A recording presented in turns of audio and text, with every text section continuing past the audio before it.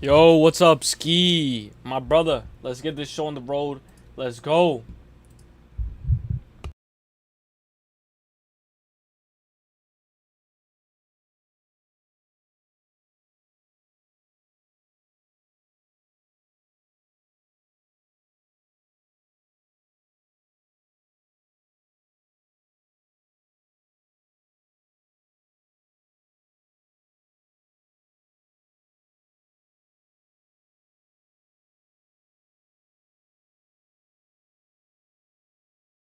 Yo.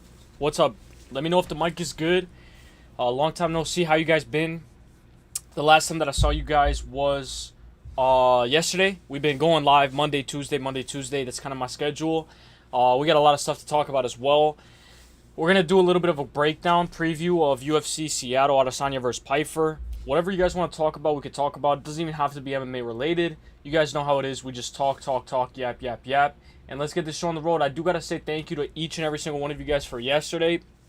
Because yesterday was fun. Not only was thank you, my brother. I hope the mic is good. Because if I accidentally touch it, it gets like low. But I hope everybody's having a great day. God bless. And I want to say thank you guys yesterday. You guys killed it yesterday. Yesterday was absolutely insane.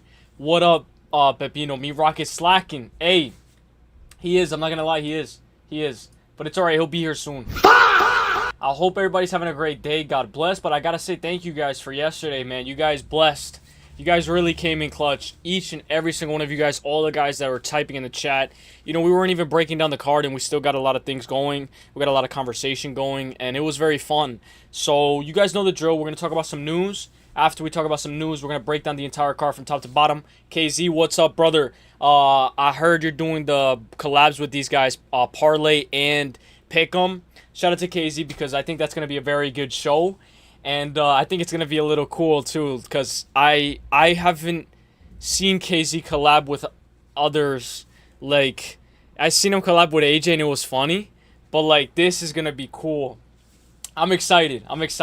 So, hopefully you got your tape study. Hopefully your tape study's going well. I know you were sending, like, the Julian Arosa eating that head kick against Costa.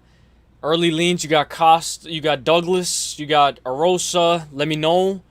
We watched Moneyline yesterday. We know Finch and AJ kind of disagreed a lot more than I would have expected to. They disagreed on a couple of fights, including the main event as well. Finch is on Pyfer, AJ's on Izzy, and I'll tell you guys exactly what fights that they split on as well. I'll tell you guys right now. I wrote them down. So they split on. Let me tell you guys right now. I said, I know. Okay, they split on Casey and Fernandez. They split on they're on Julian Arosa. They split on Yorzi and Mansour Abdul Malik. And they split on Giannis and Ricky Simone. So that was pretty interesting to see. That was pretty interesting, and I'm excited. I'm going Douglas KO. Arosa gets hit too much and doesn't move his head. Hey, I like it. I'm just nervous, bro. I'm nervous. I'm not going to lie. I just came back from the gym. I hope everybody's having a great day. Yeah, man, we got to do one, too. Hey, if anything next week, because I know you got a busy schedule, my brother. My brother's going on a world tour. So, you know, I like to see it, Casey. I really do. I really do, bro. So, we're going to talk about the news. Yo, Jay Beers, what's up, bro? Good luck in your tournament this Saturday. I think you'll bring it. Shout out to everybody that's in the tournament, all the Final Four. I think that all you guys will bring it, and God bless. I'm going to do a stream with Parlay and then a video with... Hey, that's going to be fun. Okay, so it's going to be a video. Okay, I'll watch the live. I like the lives. The lives because we can chat. So a duel will be nice. Let's go. Me too, KZ. Let's go. Shout out to Skeeto, KZ, Pepino, Hollow. KZX Pick'em is going to be fire. Yes, it's going to be fire. And I'll tell you guys one thing, guys. Like, KZ's easy to collab with. Like, he rolls with what's going on. Like, if anything, it was harder for me to collab with KZ. It's easy. Like, KZ, he flows. But, like, me, I get a little nervous and all that stuff. And it gets a little awkward. I remember the first time I met KZ, bro. It was funny as hell, bro. So shout out to my brother KZ. What's up, everybody? What up, Jay Beers? Hope you're having a great day. Douglas has nasty power, yes, but he does lose minutes. He does lose minutes. Now let's talk about this, guys. Need that good karma you gave me last week. If I'm the good luck man, I hope it goes all the way, and I hope you win the whole thing. But obviously, I gotta be equal to each and every single one of the 4 competitors, so just each and every single one equally as much. But hey, you know I'm rooting for you as well. Daniel Cormier was pissed after this fighter choked out his opponent in a boxing match. So these guys are supposed to be boxing. I expect him to cheat because John Jones is his coach. Basically, it's kind of like Ultimate Fighter. Jones has his fighters. Daniel Cormier has his. And they started boxing, and I guess he got mad, right? He ended up getting mad, like right here. Hey, do a jumping knee. Let him go. Stop. Yo. He's cutting off your angles, Alec. Let go. Yo. Alec, he's cutting your angles. Yo. What the hell? Yo, this is supposed to be a boxing match. Bro. What the hell? Yo. This is like when that guy was losing in that boxing match and he went with the head kick KO. Bro. Yeah, I'm sociable. Yeah, that's what it is. Sociable. That's a good one. Hello, I'm doing everything the same as I did last week. Let's go. If it's not broken, don't fix it. Now, let's go to the next thing, guys. The character artist at Epic Games that created the iconic Jonesy Fortnite was laid off today. So, Fortnite basically laid off a bunch of people. You know how it is when you get laid off. Man, the guy who created this skin, the iconic skin, got fired, bro. He got laid off. Well, this is weird. After 11 years, I found out that I'm no longer working at Epic. It's been a wild ride. Lots of ups and downs. Seeing Fortnite from pre-launch to today and being part of making that happen was an experience of my lifetime. Seeing lots of similar posts out there, and I hope that everyone impacted by the layoff lands on their feet. Best of luck to all the folks remaining at Epic. I am now open to work. Yo, how can you do that, bro? The guy created this iconic skin. It wouldn't be here where it is today without that guy, bro. Next thing, guys. OnlyFans has literally changed the lives of millions of people. So basically, Elon Musk, he said, Elon Musk has expressed interest in purchasing OnlyFans and shutting down the company. And this girl says, obviously an OF demon. OnlyFans demon says, the semen demon. OnlyFans has literally changed the lives of millions of people. Single moms paying rent, artists funding their dreams, entrepreneurs building a real business from nothing to shut it down on whim would be one of the most selfish acts in modern business history. Some people's entire livelihoods and their family's future lives on this platform. This isn't a joke. This isn't content. This is people's lives. So what do you guys think about that? I just had to bring some light to that. We've been talking about it. And speaking of which, everyone's favorite actor, one of my favorite movie actors of all time. If you know who this person is, she's very good at acting. Not only is she good at acting, but I think she's probably one of the best actors that I've ever seen perform. She has very good movies as well, so shout out to her. Now, United Airlines is introducing a feature that lets passengers convert 3 seats into a bed called Relax Row.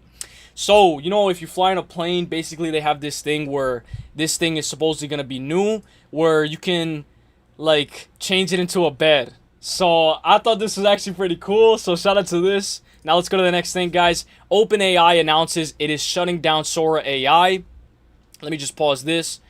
So, remember Sora AI? Sora AI, this is, like, the thing that, like, people make to, like, make some weird stuff go on and all that stuff. So, OpenAI announces it is shutting down Sora AI, an AI-generated video platform that launched on December 9, 2024. So, Sora is gone now. It's gone. It got shut down. So, Miss Danger, yes, my brother. How do you know that? My brother. Let's go. Shout out to you, my boy Ski. What's up, everybody? Douglas has nasty power. Let's go. Yeah, I'm sociable. That's crazy. Typical Russ A. I hear you, KZ. I hear you. I agree with A. I agree too, Paradox. I agree. Now, let's glaze MOSVAR a little bit. Let's glaze MOSVAR. MOSVAR throwing the teep in round 1. A lot of people saying, nah, he didn't win round 1, this and that. There's a compilation of him throwing teeps all the time. Very good teep. Very good teep to the midsection as well.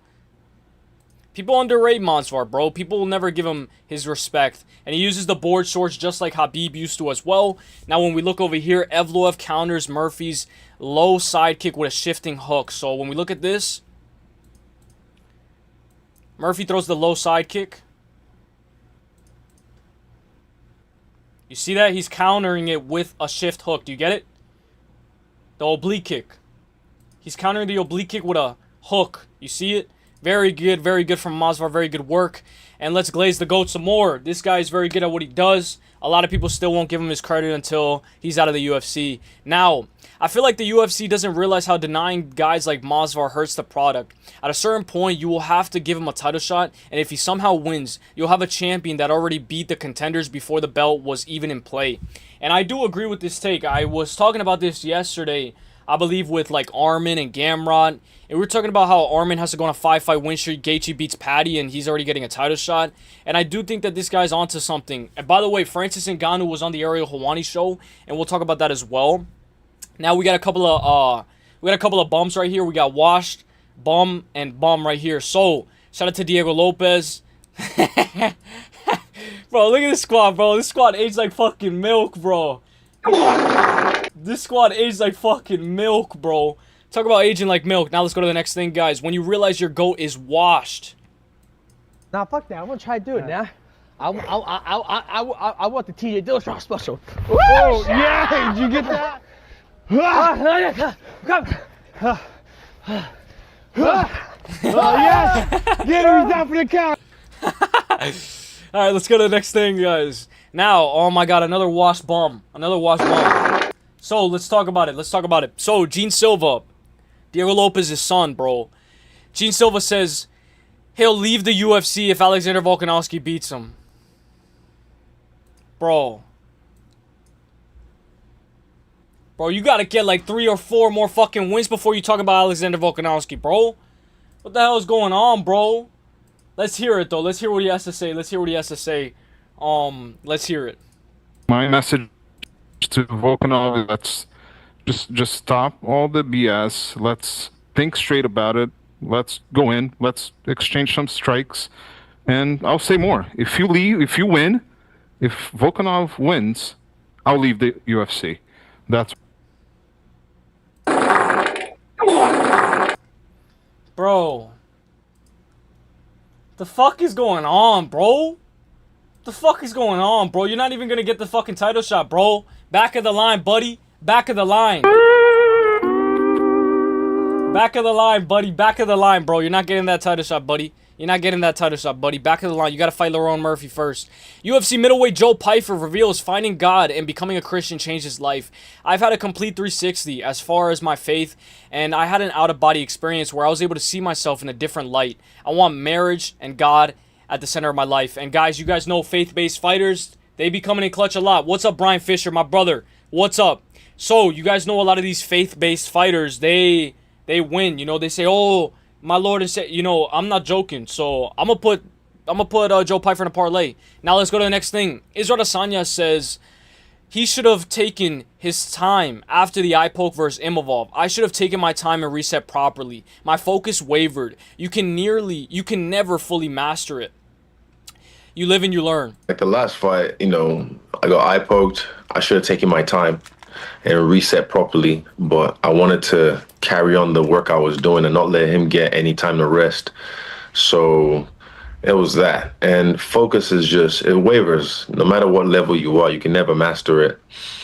It wavers. So I should have just locked in right there, taking my time, recentered, reset, and then going back to doing what I was doing. So I agree, bro. I agree. Now, we got a new fight announcement, guys. We got Manel Kape versus Horiguchi, as you guys know in the title as well. So, who do you guys think wins this fight? Kuryoji, Horiguchi, or Manel Kape? Now, I think this is 3 rounds, so keep that in mind as well. It's 3 rounds. I wish this would have been 5 rounds. I don't know if it's... Oh, it's going to headline. It's 5 rounds. It's 5 rounds. It's 5 rounds, guys. It's 5 rounds. So this is going to be a banger. This is going to be a banger. Let me see what you guys got to say. Elite ball knowledge, thank you. I agree with the only... Hey, I agree. Bum galore, exactly. A bunch of bums. Alessandro Costa, bum. Diego Lopez fucking bum. All these guys a bunch of fucking bums. Guess he's leaving then. Exactly. Get in the back of the line, buddy. Lord is crazy. Gene really said, will you sign my shirt, Bulk? Exactly, bro. Exactly, Hollow. Exactly. Yo, what up, Brian Fisher? Pyfer by KO or sub. Crisis King. Hey, Crisis King, I agree with you, my boy Icky Zay. Shout out to you. Drop a like on the video, guys, if you guys haven't already. Last time relax. Based faith fighters always winning. Hell yeah. Izzy by whatever he wants. Great fight.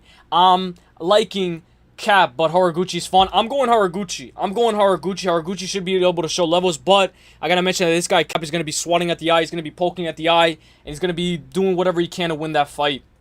There are really going to be people who buy into this nonsense and put real American dollars on Izzy. Hey, I'm gonna have both of them in a parlay.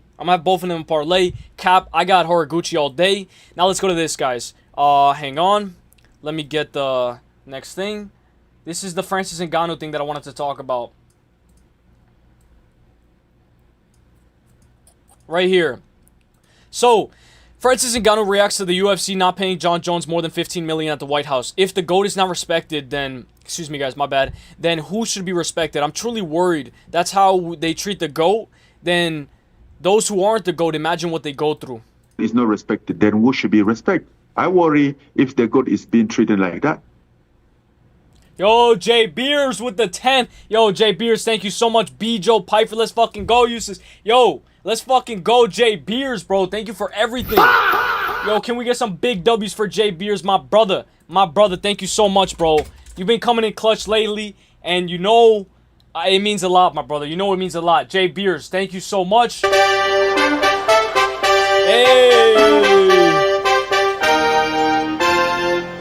I appreciate that, my brother. I really do. And I got you with the DJ air horn. Hey! Let's go, Jay Beers. Big W. And I got you with this as well. Jay Beers. My brother, good luck this Saturday, my bro. Good luck. I'm gonna be rooting for you, so good luck. It's a tough matchup, though. Final four. It's like hell in the cell. Final four. So let's see what he had to say. I truly worry if that's how they treat the GOAT. Then those who are not the GOAT, I don't know, he's right, bro. Whatever they are. Remember when everybody was saying Francis fumbled the bag? I remember I was even agreeing, like, with GOOOO, all these guys, like, Francis fumbled the bag.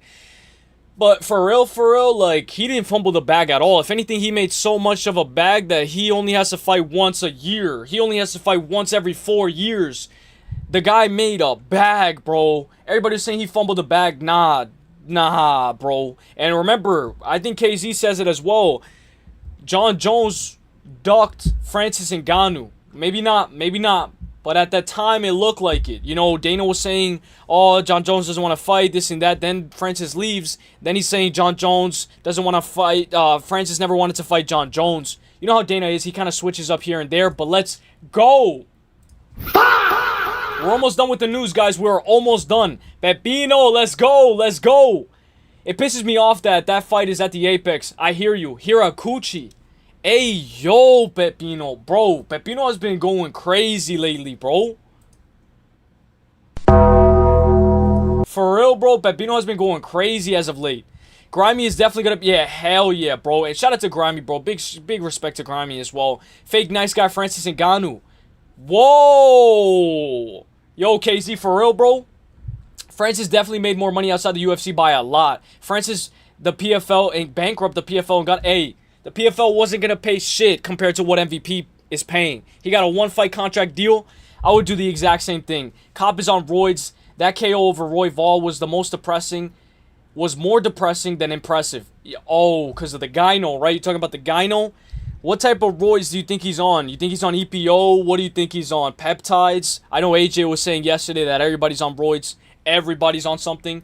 I do think that some guys aren't, but it depends. It depends. Jones definitely ducked Ngannou and Aspinall. We'll see. Now, just make sure, guys. So, basically, Luke Riley responded to this. Some guy on Twitter with Casey O'Neill profile.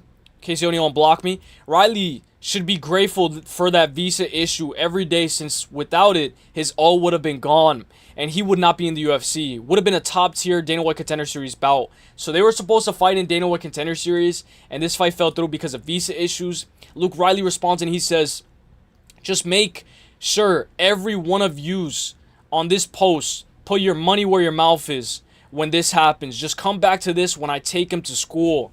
I forgot that they were in the same division. For some reason, bro, I thought that, I know it's like a casual, like I thought he was at 135, but he's at 145. I should have known that. I should have known that from a while. Now, Jorge Masvidal believes if Khabib and Charles Oliveira happened, Khabib would have smoked them. I agree, bro. I agree. You know, people aren't going to agree with this take, but remember when Charles Oliveira was hard sparring? Weeks, like the week before the Islam Makhachev rematch, and he got a big cut, and then that rematch never ended up happening again. The guy's hard sparring a week before the fight, and he has to pull out because of a huge cut that's on his face. People forget, man. People forget. People forget. Now let's go to the next thing, guys. Finn's Chat MMA. Shout out to Finn's Chat, the brother. Why are you taking plus 100 Yorzi Belgori? Isn't Mansour Abdul Malik undefeated and heavy-handed? Well, 1. Yorzi's a former Glory kickboxer who beat Poatan. Yorzi now trains with Poatan. Yorzi just KO'd a guy with similar build and style to Mansour. Now, I will say Mansour is going to get you down. Asmat Bekov is different from... Asmat and Mansour are different, in my opinion. Maybe Yorzi still wins. Maybe Yorzi still wins. Shout out to Yorzi. But I feel like Mansour and Asmat Bekov have different levels of grappling. Way different. And Mansour is bigger. He's bigger. You know, I know that doesn't always mean all be all. But last but not least, we got a couple of more things. On the left, Arman Saryukian. Anyone, anywhere, anytime. On the right, Ilia Taptorio. I don't want to fight any contender. Give me an immediate title shot. I won't fight Arman. Just strip me then. Give me 10 billion to fight Islam. Guys, he's cooking, bro. I'm not going to lie. This guy's cooking. Next thing. Hamzat avoiding grappling with Gilbert Burns because of the submission threat. Islam had no problem with Charles, who's even more dangerous on the ground. That tells you everything, or maybe it doesn't. Who's actually the better grappler? Islam Makhachev or Gilbert Burns? I mean, bro, not Gilbert Burns. Hamza Chimaev or Islam Makhachev? Who's the better grappler? I will say it's kind of hard to compare because they're in two different divisions as well, fighting different levels of competition as well. Next thing, guys, last but not least. Look, this is the emote that we have, guys. Yo, he was actually smiling on his way down, bro. Yo, oh hell nah. Yo, Pratis is crazy, bro. Yo, Pratis is crazy. Oh my gosh. Now, guys, we're gonna break down the UFC preview. So, let me exit out of all these tabs. Here we go. Exit out of all these tabs. We're gonna break down the entire card of... Let me just make sure everything is good. We're going to break down the entire card of UFC Seattle. I don't want no ads. I don't want nothing in front of my face. This is why we're using the Brave browser. So I hope you guys are enjoying, and I hope you guys are ready. We're going to try to speed this up as well because I know some of you guys are on borrowed time as well. So, let me know what you guys think. Yes. Peptides aren't steroids, but Kape on some tests probably. Hey, I hear you. I know a lot of people have been saying that as well, but it does enhance performance though, right? Like, can we say that peptides does enhance performance, or it doesn't enhance performance at all? I will bet my life savings on Kevin. Really? Kevin Vallejos to beat Luke Riley. It would have been a fun fight. What was funny is the PFL signing Jake Paul when he never had any intention of fighting. Now he starts his own MMA league. Yeah, that's fair. That's fair. And he said, oh, I want to fight MMA. I want to do all this stuff. He said, oh, I want to do this. Guys, look at the amount of canceled bouts that we've had. Marcin Tybura, Walter Walker, canceled. Nicole Cagliari, Carol Foro, canceled. Zung Yu, these guys canceled. Michael Chiesa, Carlson Herrick, canceled. Carol Foro, Stephanie Luciano, canceled. Alexia Taranara and Bruno Brazil are both taking this fight on short notice. Tafik Musayev versus Samuel Sanchez, canceled. 1, 2, 3, 4, 5, 6, 7. 7 canceled fights on this entire card. Let's break it down from top to bottom. Shout out to Abella Danger. Hey, shout out to her. Let's go. Now let's go. I see a lot of you guys are on Manel Cap. I'm going to go Horiguchi.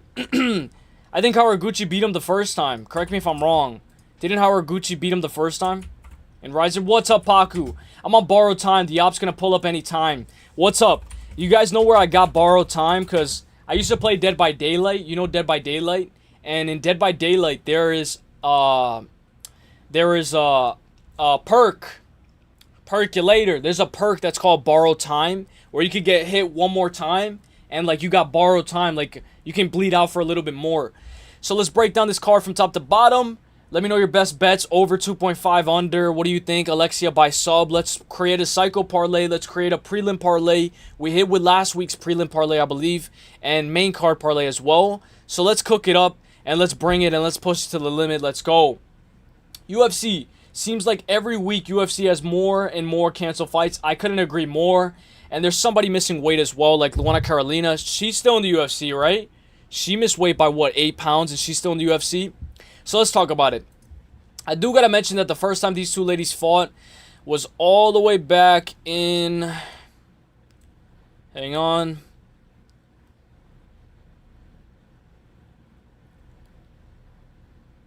All the way back in 2019, November 8th. Alexia Taranara, you know, I'm not going to lie, it was a pretty sloppy fight. It was pretty sloppy. Alexia Taranara looked very young in that fight. She looked very amateur, kind of swinging wild a little bit as well. And Alexia Taranara ends up getting submitted by a guillotine choke, and that was like one of the worst defenses I've ever seen from Alexia Taranara. Like, talk about tap. Like, you thought Umar side tapped quick to Kutalaba. Look at Alexia Taranara, the way she taps against Bruna Brazil. But that was all the way back in 2019. We got a couple of rematches, 2 rematches. I believe we got Macy Barber, Alexa, and Alexia Taranara and Bruna Brazil rematch as well. 28 years old for Alexia Taranara. Do you guys want me to use the GID stats, guys? Do you guys want me to use the GID stats? Hang on. Do you guys know the other graphic that I was talking about? I don't want to leak anything. You guys remember the GID stats? Do you guys prefer these stats or the other one? I don't know if you guys remember.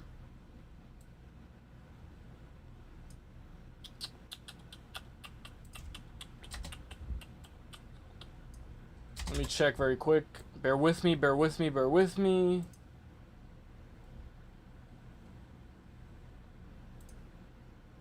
So, what do you guys prefer? You guys prefer this thing or this thing? So, look. Shout out to GID stats. So, you see this thing right here? Remember, let me pull up the other thing for stats as well. Hang on.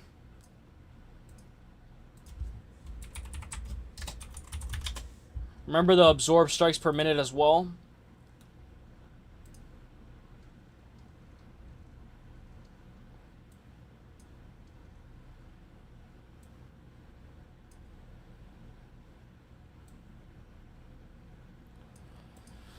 Alright, so let's break it down. Sorry, I'm a little bit all over the place. So let's break it down. I want to talk about the absorbed strikes per minute first very quickly as well and how much they throw. So for Alexia Taranara, 4.52 strikes landed per minute. Bruna Brazil is a little bit on the lower output, but she is fighting a lot more in the UFC as well. Almost 3 strikes landed per minute. Striking accuracy favors Bruna Brazil at 56%. Alexia Taranara kind of gets a little crazy, looks to take you down. Strikes absorbed per minute, 2.46. Bruna Brazil has a negative striking differential at 3.59. When we look, the takedown accuracy is at 60%. I care about takedown defense, 61% for Bruna Brazil. Now, takedowns average per 15 minutes. She's averaging almost 4 takedowns per 15 minutes. Now, a lot of people are going to mention the Otabai Chris Curtis, how Otabai broke the record for the most takedowns landed per minute. I mean, not per minute, but at welterweight, I think. At like a 3-round fight, like he broke a record for a while. But we also got to mention that if you're breaking that record, these guys are getting back up. You know, you're not really controlling them for a lot. So if she's averaging around 4 takedowns per 15 minutes, her opponents are getting right back up, but she is going for that takedown with brute force. When we look at this fight, guys, Bruna Brazil is 2-3 of her last 5, losing to Luma Lukbomi, who Alexia Taranara just recently beat 5 months ago. Kong Wang, who we're going to talk about Kong Wang with that Gabriela Fernandez fight, and Ketlin Souza. That recent loss to Ketlin Souza was absolutely atrocious. I picked Bruna Brazil, and the girl's struggling with physicality. Bruna Brazil's technical, but you can tell that she's a little bit on the weaker side. 32 years old versus 28. And look at all the way back in 2019. 2019 was what? 20, 21, 22, 23, 24, 25, 26. 6 years ago. Alexia Tharnara was 22 years old the first time that these two ladies fought. So I do think that she's learned a lot, and I do think a lot of people are going by decision. But let's not act like Bruna Brazil... Oh, she's never been submitted. She has never been submitted, but I will say, if Alexia Tharnara gets to the ground, the red flag that I see on Alexia Tharnara, she doesn't have any wins by KO. I do think that she can take the back, go for some ground and pound TKO. You know, the ref might stop it. Even if it's a TKO, not really a KO. When Jeremy Stevens puts people out, he puts them out cold. But here, I truly believe that she can get a KO or submission. But obviously, the safe play is by sub or decision, by KO or decision. Alexia Tharnara is the pick. I am going to put the odds after. I forgot to put the odds. I'm going to go Alexia Tharnara. Give me Alexia Tharnara. I will say Bruna Brazil can give her issues on the feet if she can defend the takedowns. You know, she has pretty good takedown defense. She is the more technical fighter, more polished, but physicality is what Bruna Brazil struggles with. So give me an Alexia Tharnara by sub or points. Running in the rain like Rocky 2A. I got you something, Paku. I got you something for you. I got you something. Hey, I got you something else as well. I got you with one more thing. Good luck, my brother. Stay safe. Don't slip. And dream on. Dream on. I was going to say, what's that? It's the final countdown. I'm going to go Alexia by submission or on points. Damn, they don't have UFC Seattle card updated yet, but you should check it out. What happened? Did I miss something? Oh, ELO rankings. I don't, but I can definitely check it out. Yeah, great points, a lot of weight misses. Tharnara is only 2-0. Tharnara was only 2-0. She's 13-1 now. KZ, I love it. I'm gonna pin that as well. Yeah, let's go. Really helps me. Let's go. Now, let's go to the next fight. I'm gonna choose my, let me get the odds. Give me 1 second, guys. I'm gonna get the odds for this fight as well. Because the odds kind of makes you... I know the odds shouldn't be the end-all, be-all, but it makes you... Okay, that means that these guys heavily favored them. Have you guys been looking at any other sports? Have you guys been watching any other sports? Let me get this poll running. I saw AJ made a video, and the video was Izzy wins easy. I thought that was a good video, bro. I'm not going to lie, because...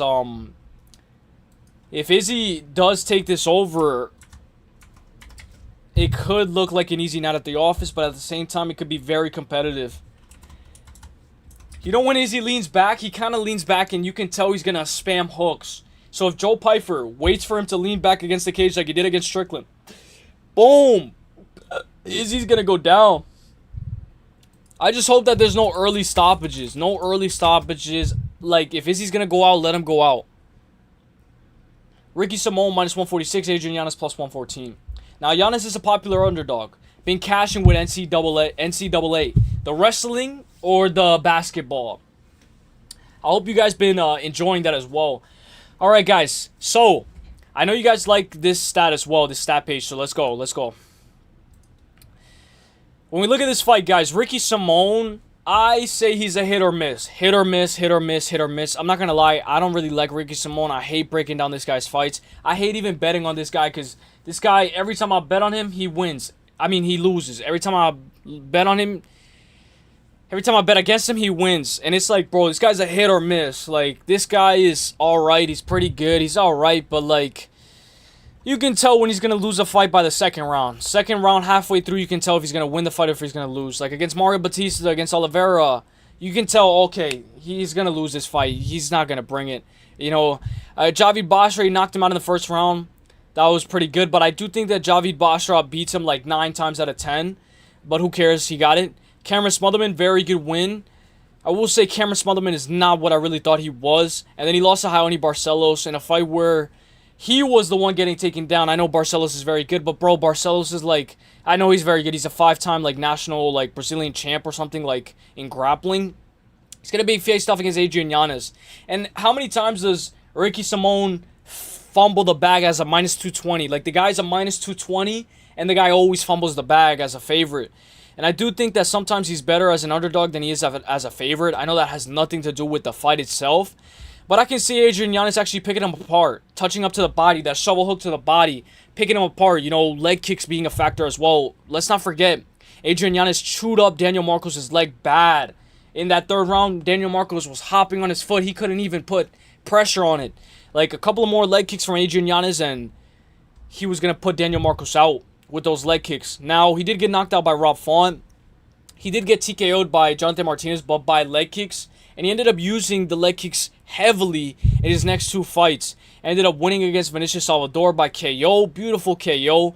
But Adrian Yanez is a guy that I think that is somebody that I thought was very good, but didn't live up to the full potential. Like, we got to be for real. Like, who gets knocked out by Rob Font, bro?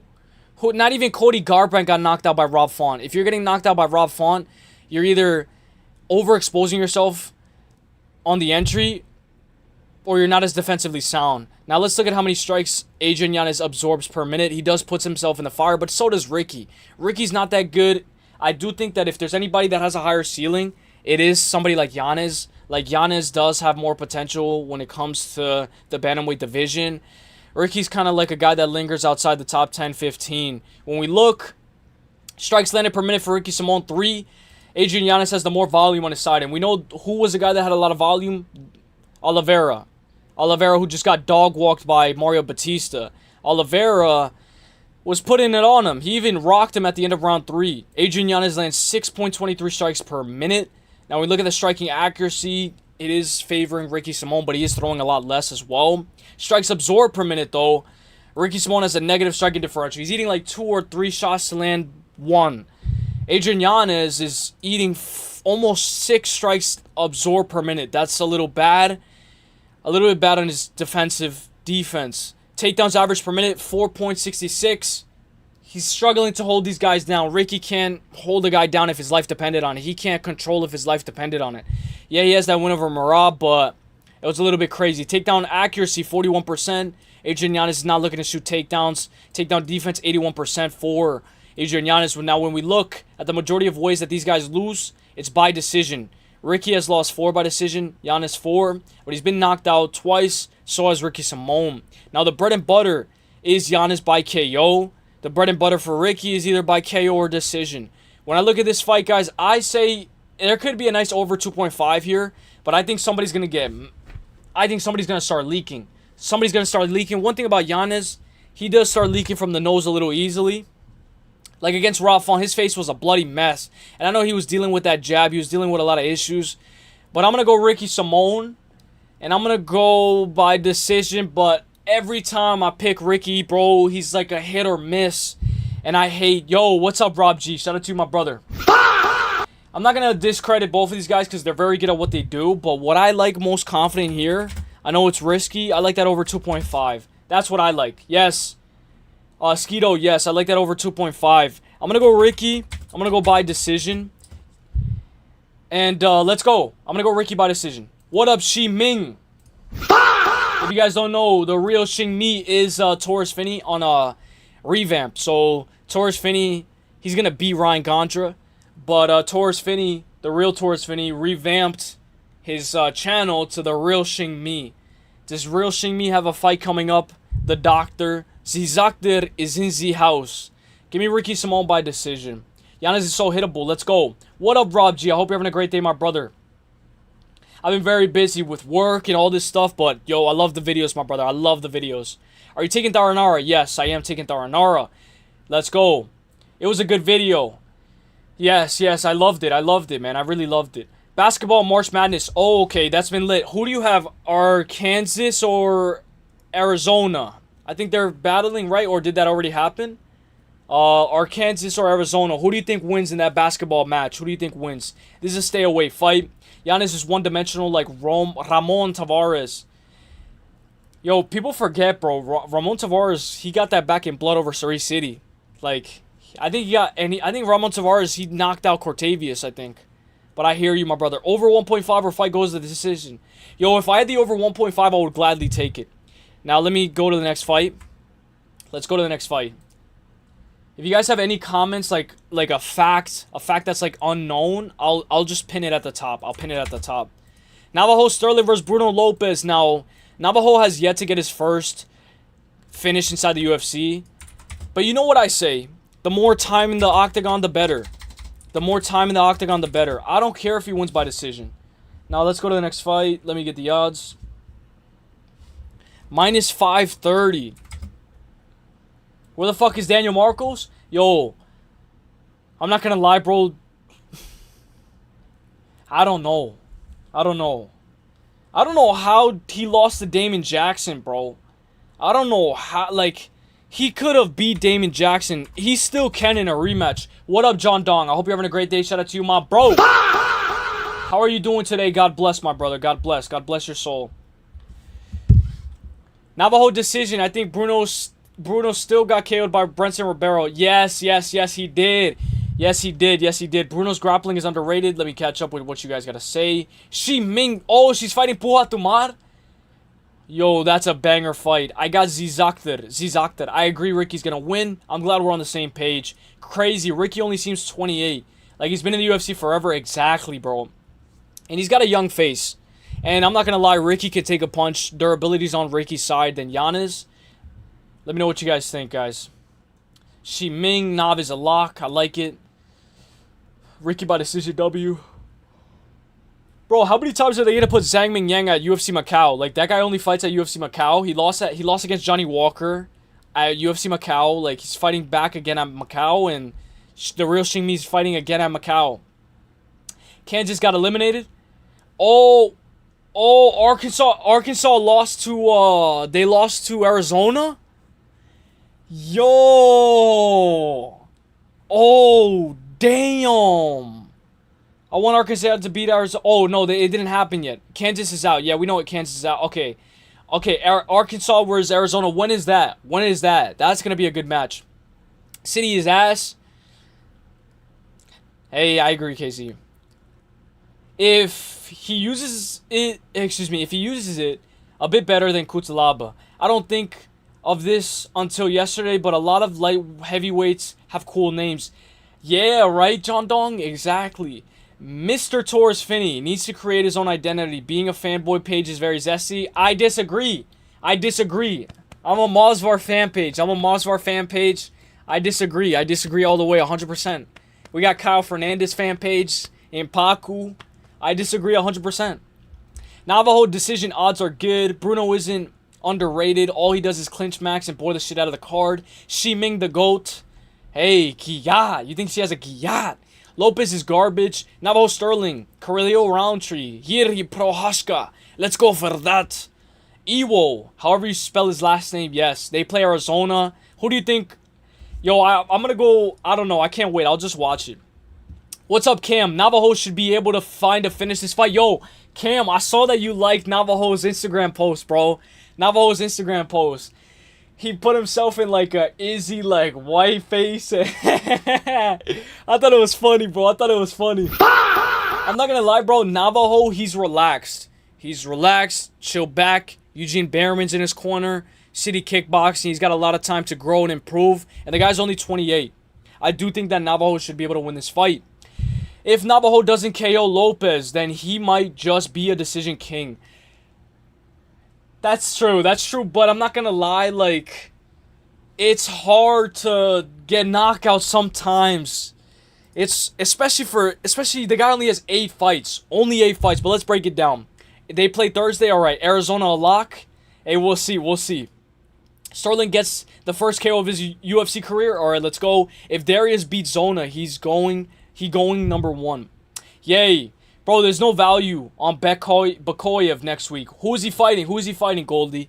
So, let's break it down. Navajo, he's one of my favorite fighters of all time. I know it's like, dude, what are you talking about? Because there was a fight. I forgot what fight it was, but there was a fight where he was on his way to losing. Like, it was 1-1. It was close. And that third round, bro, like, it was crazy because it was still very close. I forgot what fight it was in the UFC out of the last 3. And he dropped them bad.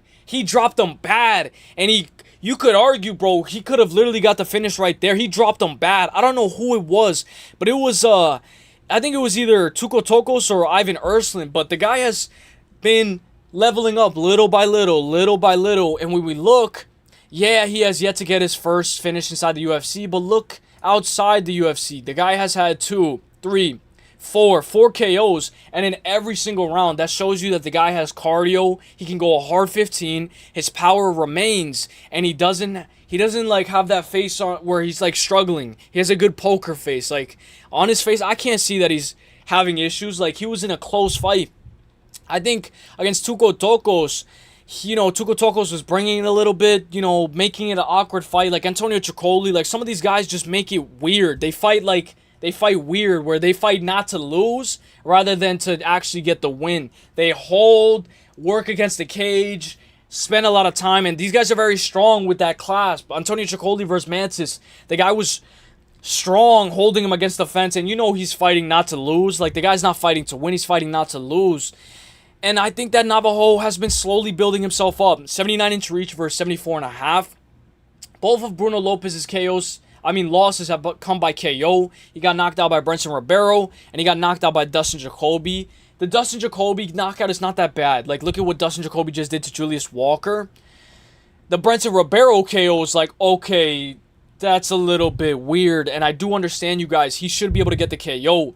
Majority topology is going Navajo by KO. But I want to go to the strikes absorbed per minute as well. I want to see how many strikes Navajo absorbs and Bruno absorbs. So, strikes landed per minute, 6 for Navajo. Basically 3 for Bruno Lopez. Strikes absorbed, positive striking differential, very technical, 2.60 for Navajo. Strikes absorbed per minute.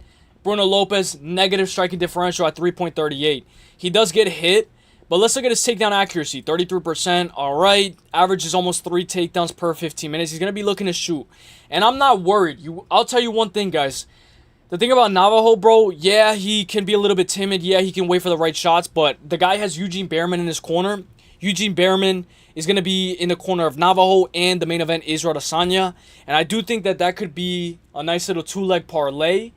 But why I'm not worried, even if Navajo gets taken down, even if he ends up on his back, I know Bruno Lopez has a wide variety of subs. He has like a couple of wins by arm triangle,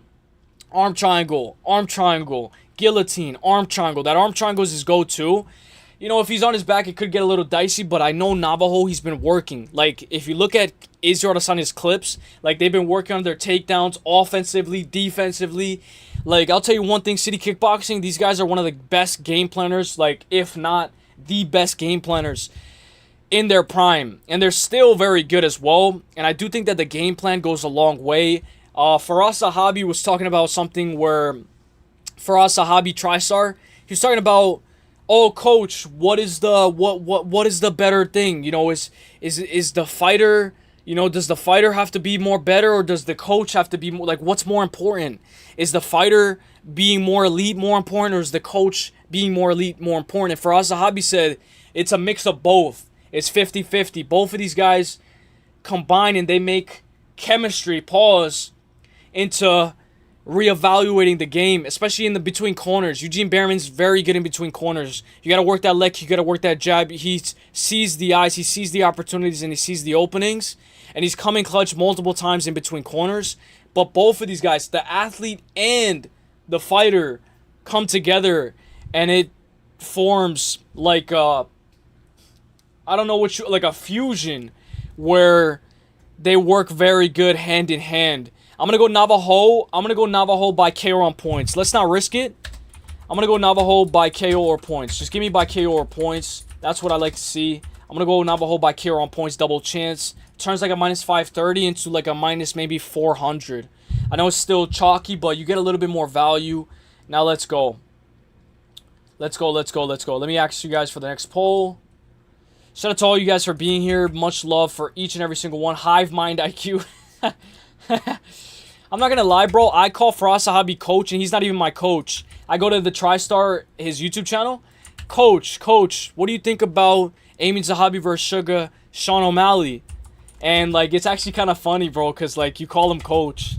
All right, now let's get the next fights. Let's get the next fight. I'll read you guys right now. Casey O'Neill flipped. I believe she was a slight favorite. Now she's an underdog, so that means the money has been coming in on Gabriela Fernandez. But get your votes in on the poll. Let me pull up Casey O'Neill's Twitter because she did block me. I'll pull that up very quick. That is going to be taken into consideration when it comes to this fight.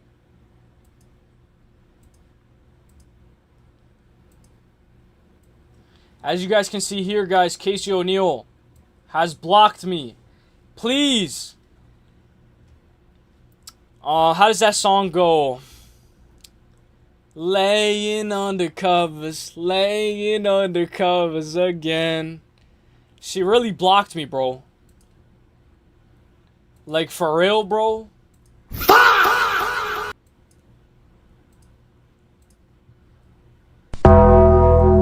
Why? Why? Now, let me see what you guys got to say. Uselyis. I'd rather chalk. Pause. I'd rather chalk. My teacher used to write in a chalkboard. He said, I prefer the chalkboard over the smartboard. Teacher, why do you prefer the chalkboard? The chalkboard, you have to erase it, do all this again. When with a smartboard, you can just click a button and it erases and goes to the next page. I prefer the chalkboard. Some people, they like laying the chalk. They like laying the chalk. Now, I want to throw a little bit of a throwback. Do you guys remember being in, like, class and, like, you put the headphone in between your sleeve and, like, you would just be like this, like, listening to music while the teacher's talking? Like, you put it in between your sweater. You guys remember that or no? Like, those were the good old days. Those were the good old days. Hello, yeah, social media is funny? Yeah, yeah. And I think that's a good part of gaining a fan base, growing a fan base, you know? You're not only winning fights, you got to be funny as well. Sterling gets the first KO. Bro, there's no value. Who's he fighting, Goldie? I've been watching Navajo since Contender. Been a fan. Let's go, Hollow. Let's go. Eventually, Navajo Sterling is going to take on Carlos Ulberg. Really, bro? I don't think they'll fight each other. I don't think that... Or what do you think? You think so, bro? You really do? Yeah, Navajo will get a KO soon. I watched all of his King of the Ring fights. He has the ability to sleep motherfuckers. And, bro, he can crack, bro. He can crack. All the time. He's 2 fights in. Bro, you think I'm onto something with Brian Battle beats Johnny Eblen this week? He's a plus 200. I saw a lot of people on Brian Battle. I'm not going to lie, bro. Johnny Eblen was beating the hell out of that last guy. I forgot his name. Sorry, guys. I'm getting a little bit itchy. Johnny Eblen was beating the hell out of that last guy until he got submitted in the last, like, 5 seconds, bro. He could have held his breath, bro, and he still would have won by decision. Johnny Eblen's going to shoot takedowns, but let's see how Brian Battle shows up. At a plus 200, it's worth a stab. It was Ivan Erslan, I'm pretty sure. Okay, thank you, Hollow. I appreciate that because I remember it was 1-1. It was close, and he dropped him in that 3rd round, and that was the one to secure it. Nebraska versus Iowa is interesting. I think I'm betting Nebraska at a minus 120. I like it. Pepino. I like watching it for fun. It's only 2 quarters, I think, and it's a bunch of young guys, so I like it. Pause. I know that could have sounded fucking weird as shit. Pause. My bad. It's Pepino, not me. I don't know. Navajo couldn't even KO Tokos. Hey, fair. Tokos' fight wasn't close, so it was the Ivan Erslan. It was the Ivan Erslan one then. Navajo only been finishing complete cans. Hey, sometimes you gotta slowly build up. Now, Tukos was fighting like a coward, literally crawling around his hands and knees, avoiding punches and running for dear life. Tukos did hit a takedown or 2 on Navajo, which was impressive. I picked him in his next fight as a dog because of that, and he hit the sub. Was that against Junior or Justin Tafa? Junior Tafa? That was a good one, Paulo. Bellotto didn't fuck up your parlay at Goldie? My dad was submit Tafa. People really bet Bellotto by KO against Luke Fernandez. Like how, bro? I know, right? Max Holloway said the same when he fought Volk. Let me check real quick. The game plans are just so hard to beat. No, I actually thought Bellotto would beat Luke, but I still picked Luke because I couldn't stop thinking about Bellotto getting hurt badly by Ihor Potierra. Hive Mind IQ. Gabby is about to maul this fraud. Crazy as an underdog. I got Casey, Uselyis, Fernandez. Can't defend takedown. Sterling KO. What is love? Baby, don't hurt me. Women's MMA. Golden rule. Always go with the ugly one. Damn. Casey, don't hurt me. No more. Shi Ming in the building. Yeah, I did that. You saw. Yeah, bro. Like where you would go like this. Like it was a good back. It was a good it was a good strategy. Very good strategy. You should have done more listening in class. Yeah, I know. As you guys can see, I don't have the pronunciation on point. Got him. You sound like Mila. Mila be saying that. Casey will have to watch out for that manpower, but apart from that pressure, volume, mixed takedowns, repeat equals. Fernandez, bad cardio, outworked Casey, hand raised. KZ, Tyrone Fortune. Hey, yo. My bad, bro. I didn't mean to. Let's break it down. Not as weird as Mitch as Finch Money. Like, yo, Finch is a savage, bro. Yo, Finch was going after everybody as well, bro. I loved it. Guys, Casey O'Neill versus Gabriela Fernandez. I'm going to go quick with this one. 3-2 out of her last 5 for Casey O'Neill. Losing to Jennifer Maia and Ariana Lipski, or Lipski da Silva. I believe she got married. She's coming off of that win over Luana Santos almost 2 years ago. That's actually a very good win, but the only thing is Luana Santos has gotten so much better since then. 28 years old for the girl from Scotland, Australia, I believe. Gabriela Fernandez on a 3-fight win streak. I favor momentum a lot, guys. She's on a 3-fight win streak, beating Carly Judas by split, who was a very good win. Kong Wang, club and sub, took the back and submitted her, fraud checked her. And Julia Storilienko. She does have 2 most recent losses to Jasmine Jastovicius and Teresa Bleda. The grappling kind of gives her issues. Let's look at the strikes absorbed per minute, because that's one thing that I've been looking at a lot. And let's look. Is it not here? Oh, right here. So, strikes landed per minute for Casey O'Neill, almost 8. Guys, when I look at Casey O'Neill, I fall in love. Baby, don't hurt me no more. Almost 8 strikes landed per minute. Giyat. Now, Gabriela Fernandez is a little bit on the lower output side compared to Casey, of course. Striking accuracy favors Casey O'Neill, and she's throwing a lot more. Now, the strikes absorbed per minute, Casey's getting hit by a lot, but Gabriela Fernandez is the one with the negative striking differential. When we look at the takedown accuracy, 34%, but she's shooting takedowns. She's shooting them. Gabriela Fernandez is not getting this fight to the mat even if she wanted to. I do think that the power favors Gabriela Fernandez. But Casey O'Neill can get the grappling going and take this over. She can get the grappling going. The only thing is she going to shoot takedowns? Gabriela Fernandez is good at defending some takedowns against the fence, but if she's on her back, we saw it against Jasmine Jastovicius as well. Majority top odds is going Casey O'Neill. I'm going to go out on a limb with this one. The reach, 70-inch reach, bro, for 125. That's a long reach, bro. You guys know the ape index, like your left hand to your right hand, like... And then supposedly your left edge of your finger to your right edge of your finger. And then you go up and down. Like supposedly your ape index. If you have a negative ape index, that means your reach is longer than your height. Positive ape index means that your height is, that your reach is longer than your height. Ape index. Casey O'Neill got a good ape index. And I do think that works. Especially in the striking department as well. And with takedowns. Going around trying to get that takedown. I'm going to go Gabriela Fernandez. But Casey O'Neill for a live bet. Casey O'Neill in a parlay is very good as well. Give me Gabby for the dub. Finch loves Wang. I think Louis... Who came up with that? Louis Boy, right? I think Louis Boy came up with that. Shout out to Louis Boy. Now, Terrell Fortune. I can't believe I even pronounced his name Fortune, bro. I can't believe that. Yo, Hollow, you missed some crazy shit You missed some crazy shit on, Dude, you missed some crazy shit on Moneyline, bro.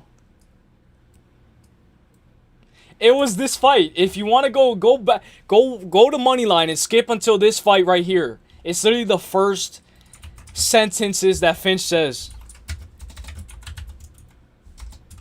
Alright, now let me get the odds. Shout out to everybody for being here, guys. Drop a like. Last time I'll ask, guys, it's free. I appreciate all you guys for being subscribed. I had to turn on the sub-only mode because we were getting some trolls. I think you guys know. So I'd rather, if you're going to troll, just be subscribed. I'm not going to ban you. I won't ban you. Now, Tyrell is growing as a favorite. The odds were closer pick'em-wise a couple of days ago. Let me check. Hey, yo. Not as weird as Finch Moneyline. Shi Ming. I'm talking about the... Yeah.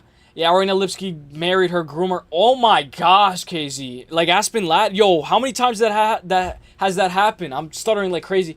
Guys, I'm not going to lie. I'm sore as hell. I've been going to the gym.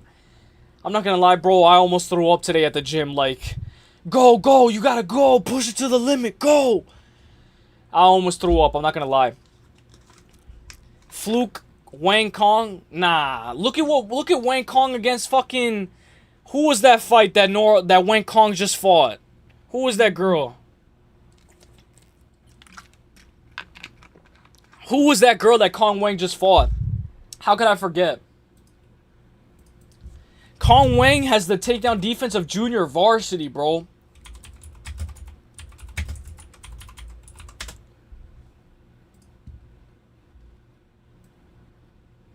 Eduardo Mora, yo. Who the fuck is taken down by Eduardo Mora, bro? Eduardo Mora, bro?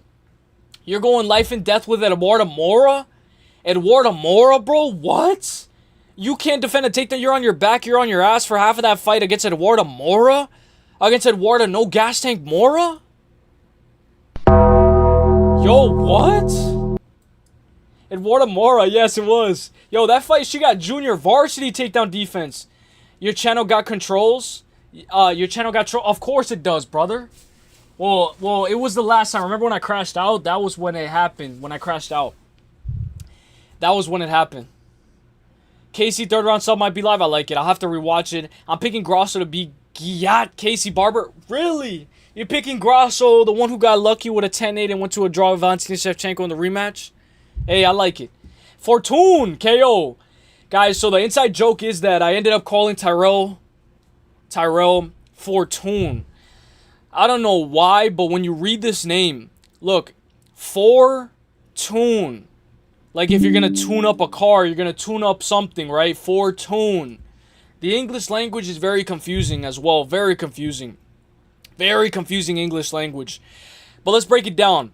Marcin Tybura versus Tyrell. Tyrell is 17-3-0 overall. One loss against Sergey, but he ended up beating him before. So he's 1-1 with Sergey. But I'm not going to lie. He got punched in the back of the head, and that ended up being a DQ. Kind of like Cody Brunners against Jacob Malkoun. And basically ended up winning that fight by DQ. I don't really think... I mean, I guess it's fair. It's fair, but to be 1-1, I don't really think it's 1-1. Sergey ended up rematching him. He ended up getting him by submission and a heel hook in round 1. Crazily. He's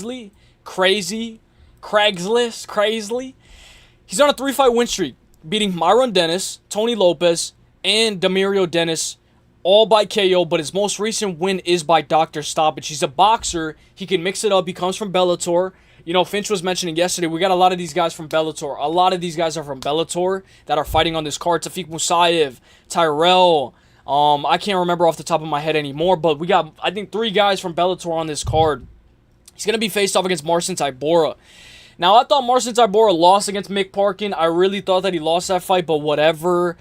I guess I got to rewatch it back. Against Jonathan Denise, he took him down, cut him open bad, elbowed him, and like, Denise... Ah, man, I've really thought that Denise had that one in the bag. I picked Denise to win that fight, and as soon as he got taken down, he was a fish out of water.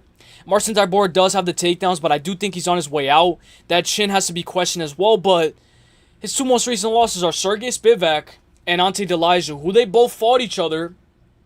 That fight was ass, by the way. Sergey Spivak and Ante Delija, that fight was ass. But hey, Sergey Spivak ended up beating Ante Delija. No shame in getting KO'd by Ante Delija. The guy almost KO'd Waldo. Adrenaline dump.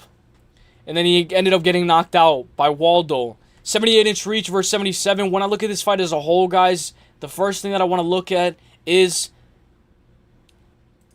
the majority of ways of wins by percentage. By KO, 65%. Marcin Tybura is a little bit more of a decision guy. 41% wins by decision. Now let's look at the majority of losses. This is what I love about Tyrell Fortune.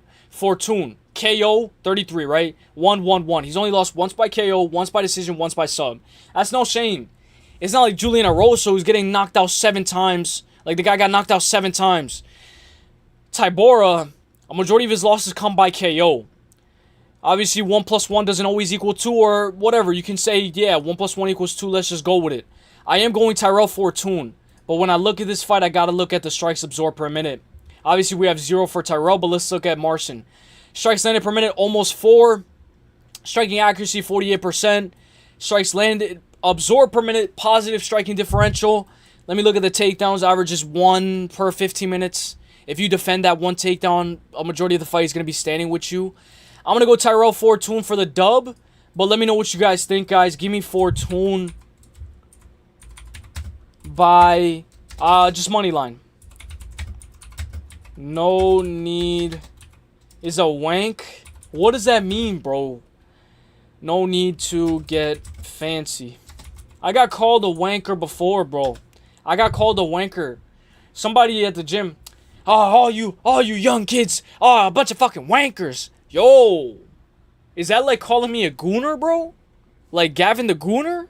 Like what? Like, yo, like I got called a wanker, bro. I was like, what the hell? Yo, what up, Rain G, my brother? How are you doing?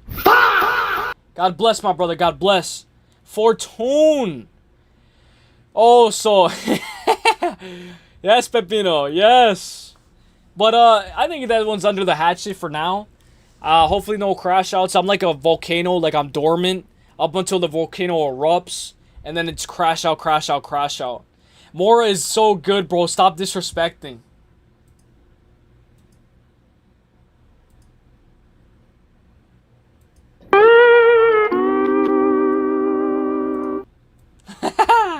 Nah, I'm just kidding.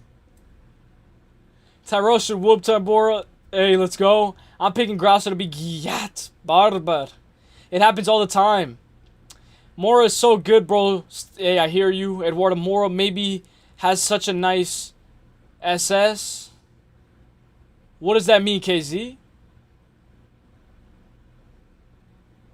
KZ picking Pookie Grasso. Why? Because of her feet, KZ? You're only picking Grasso because of her feet? Are you serious, bro? I bet Kong Wang by submission round 3, and she couldn't finish the rear naked choke. Exactly, bro. Exactly. Yo, Kong Wang is ass, bro. I can't believe I overrated her for beating or for having fights with Valentina Shevchenko. I still can't believe Wang has that win over Shevchenko. Hey, yo, that's crazy. I literally, hey, great minds think alike. Great minds think alike, Halu. Halu. Remember when I read Hollow Heretic? Like I read his name wrong and he never told me anything? Shout out to Hollow. Halu. No, I'm just kidding. Hollow. She doesn't. It was a robbery and I hear you. Yeah, Grasso that dropped Valentino with punches that did not deserve a 10-8 in that rematch at all. That got gifted a draw because she was in UFC Mexico. I hear you, KZ. That dropped Valentino with punches and choked out Valentina Shevchenko and got controlled in the trilogy like if she couldn't get up like a fish out of water. I hear you. Versus Gyat Barber, who hasn't been a single good Karine Silva, Kaylin Shakagian or Mary Sarmariana, Kaylin Shakagian, who was a #1 contender for a long time, Alexa the Fluke champion. What? Your genetics wants you to speak Espanol. Yes. What's up, Western? Barber was the reason we didn't get the main event. Screw that. Yo, that's the first time I ever heard Hollow say that. Yo, Hollow's not playing no games, bro. Hollow's not playing no games. I'm leaning Tybora, but I'm not sure. You're donating. Hey, it's a good shot. Let me go down. Tybora the Blob. Who's donating? Well, he's saying like he's donating because he's picking Tybora. I like Fortune. Tybora is on his way out, and he has the haircut of a bald guy in the Fifth Element. Bro. All right, let's go up the card. Hurry up. We got to hurry up. Let's bring it. Come on. We got to bring it, guys. We got to bring it. I got to hurry this up. Tybora. I would bring up a picture of him, but nah, I'm not going to do that. All right. Because I went too crazy last time. I went way too crazy last time.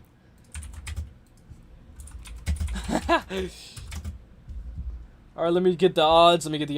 Baby Chin Chase Hooper.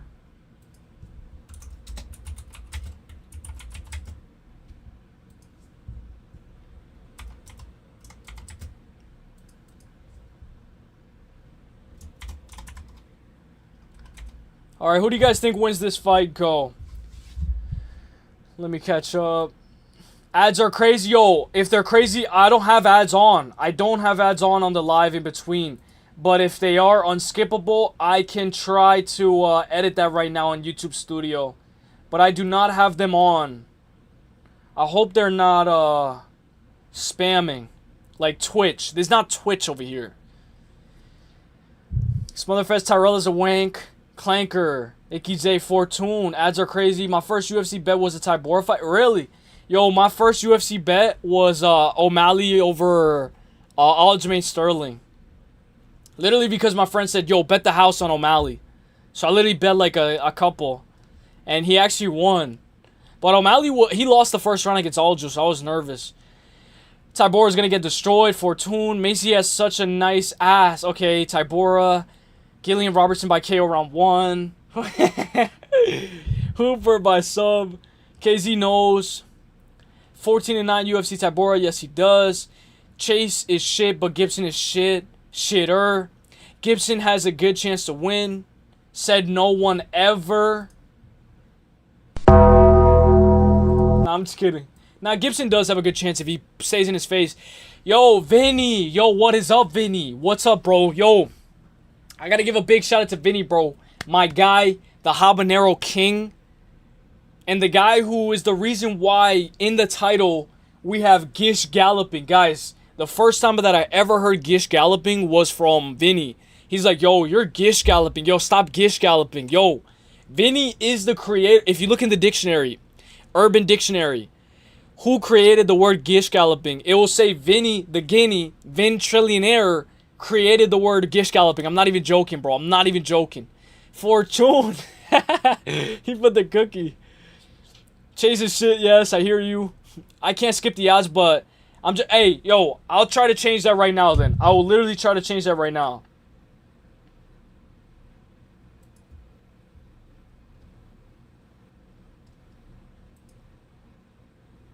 Okay, you shouldn't get any more. Let me know if you do. Giyat, bro, thank you. Hey, you know I gotta show love, bro. You know I gotta show love. You definitely have ads on? Hey, if so at the beginning, like, let's say, like, if you click it and you hit it, yes, there is an ad. But I hope there's not in the middle. I hope there's not in the middle. But yes. O'Malley Sterling is pig. Macy KO'd Gillian Robertson. People forget, man. Did she really? Did she really, bro? I forgot about that. Giyat, what's up, Haro? Alright, guys, let's break it down. Let's break it down. I gotta hurry up. Chase Hooper, right? Talk about a layup, bro. Talk about a layup. Might as well give him the basketball and just get a layup, bro, because this is a big layup. The guy went from fighting Alexander Hernandez to fighting Lance Gibson Jr. Now, I gotta give credit where it's due. Lance Gibson's father, Lance Gibson Sr., was in the UFC. 9-2-0 for Lance Gibson. He has 2 most recent losses. Vladimir by... Oh, this is the other guy that's in Bellator. You know how we talked about a lot of guys in Bellator? From Bellator, this is another guy from Bellator. Tukov, he lost that fight by KO, and he lost to King Green by split. I don't think that should have been a split decision loss at all. I thought you could make a case that Bobby Green 30-27'd him. Those judges were the same judges that gave Lerone Murphy round 3, or actually not even one judge gave Lerone Murphy round 3. But when we look at this fight, guys, Lance Gibson can get in your face, right? He's a wrestler as well. 3 subs in the first, 4 wins by KO, and 2 wins by decision. I will say he's 5-1 in Bellator. No shame in that at all. But the way that he fought Bobby Green, he looked like a mess. Stuck in the mud, couldn't get the ball rolling, and couldn't go. And that's what I hate. You know, I'm not going to lie, against MOSVAR, against Murphy, I was like, yo, you got to go, MOSVAR. There was a time where Lerone Murphy fell. Like, he fell against the cage. Yo, go, MOSVAR. Attack. If a guy slips, yo, capitalize on the slip. Run at him and go. I was like, yo, MOSVAR, you got to go. I'm glad MOSVAR won that fight. Let's go. Now, Chase Hooper, 16-4-1, 4-1 out of his last 5, losing to Alexander Hernandez. He lost that fight by KO in the first round. Both of his losses are by KO in the first round. He lost to Steve Garcia by KO in the first round, and he lost to Alexander Hernandez by KO in the first round as well. Very good win over Jordan Levitt. The guy submitted Jordan Levitt, and look at what Jordan Levitt, the guy can twerk, bro. I'm not even joking. Ask KZ, bro. Like, the guy can twerk. Not only can he do that. Yo, Tone, my brother. Shout out to Tone, my boy. My boy, Tone. Hey. Big W's to Tone. I got you with the DJ air horn. Big W's. Thank you so much. I cannot believe it's been 5 months already, bro. One more time for the one time. Hey, I appreciate that a lot, bro. It goes a long way. It goes a long way, and I got you with one more thing. I got you right here. My brother. Let me know who you're picking. Any confident picks. He submitted Jordan Levitt, right? In the first round. And, bro, Jordan Levitt is Yair Duval's father, bro. Look at what Jordan Levitt was. He was spanking Yair Duval, bro. Imagine, yo, if somebody spanked me while we were fighting in a cage fight, you know what I would do? What? Yo, Yair Duval was like, he didn't even say anything. He didn't even do anything. Yo, what? What? You gonna let that happen to you, bro? He submitted Borishev by Dars. Wide variety of subs. Armbar, Dars, calf slicer, heel hook. All these rear naked choke. Guys, he got Jordan Levitt in the first round by rear naked choke, bro. Very good at what he does, bro. I'm gonna go Chase Hooper by sub. Give me Chase Hooper by sub. W Levitt. Give me Chase by sub. I'm gonna go Chase by sub. And if I have to call it, I'll go rear naked. I'll go rear naked choke. K2 got that fire. Hey, shout out to you, my brother Vinny. Now, let me go to the next fight. I do gotta hurry it up a little bit. We're on borrowed time. Let's go to the next fight.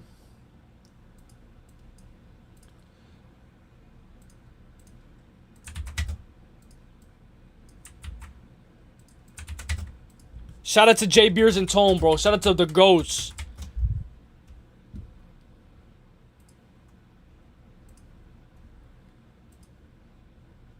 Alright, let me get the odds.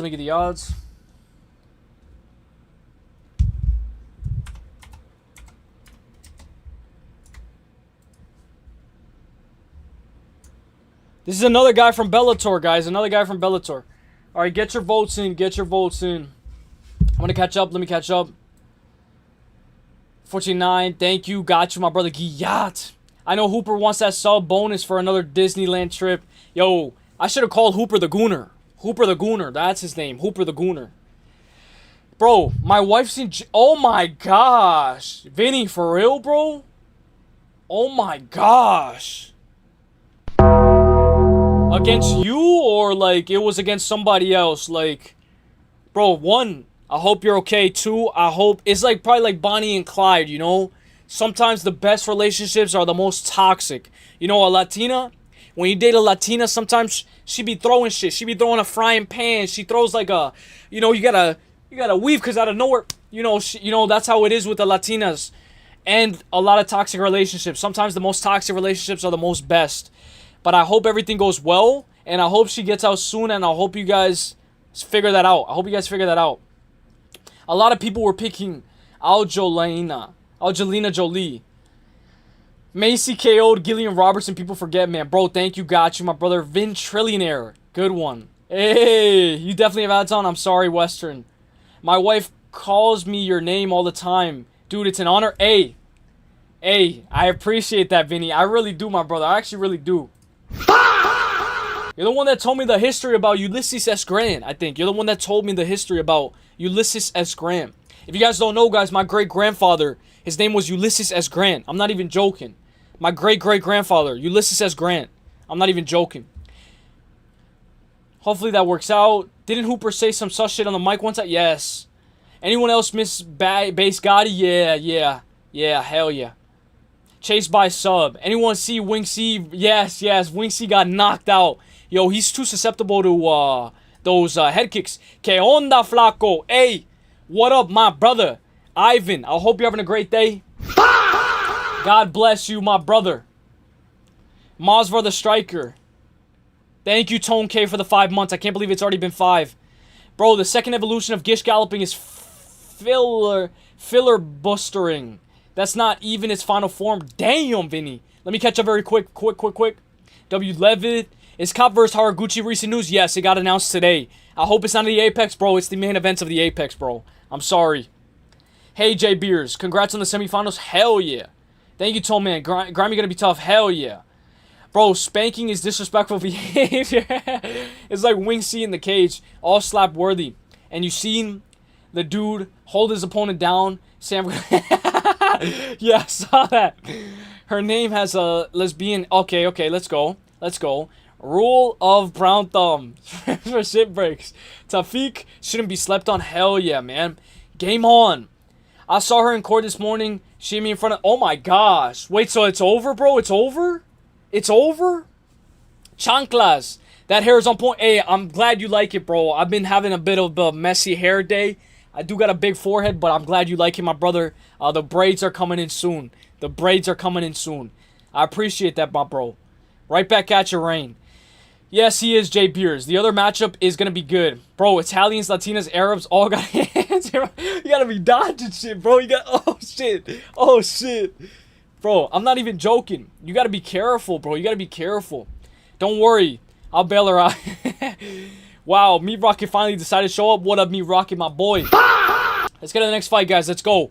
Damn, that's awesome. Hey, I appreciate that, bro. Why does MMA experts pronounce your name Useless? Hey, it's Useless. It could be Useless as well. You could pronounce me Useless, Ulysses, all that stuff. Let's break it down, guys.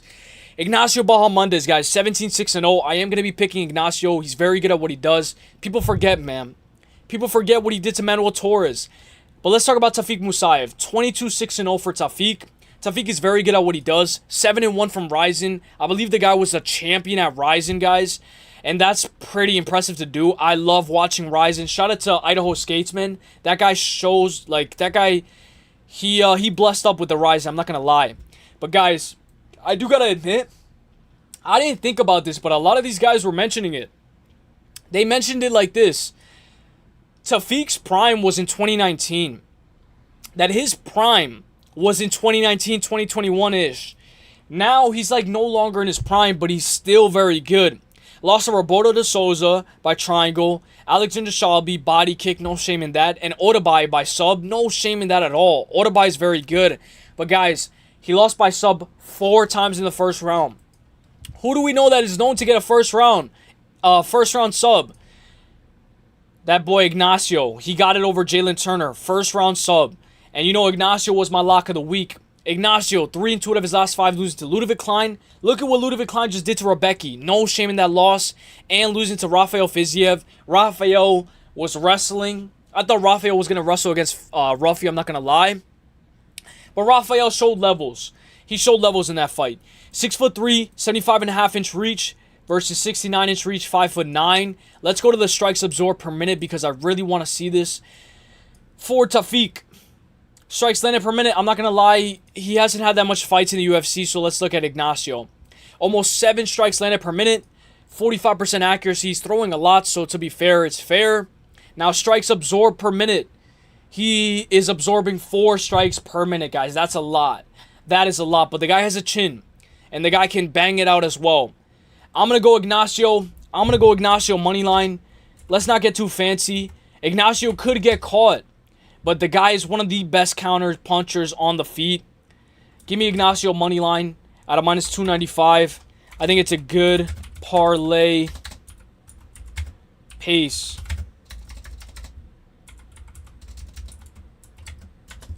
That's what I think, guys. Now let's go to the next fight. Let's go. Main card time, baby. Main card.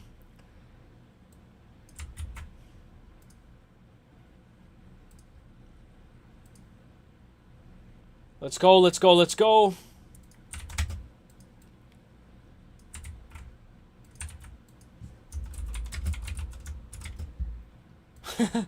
me get the odds very quick.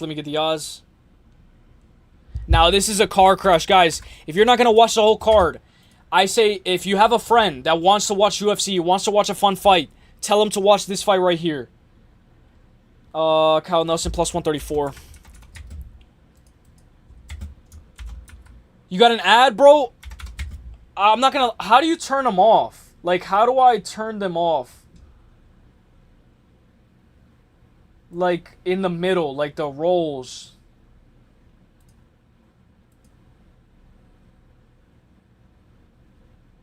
Oh, I see it. Oh, I did. Oh, I see it right here.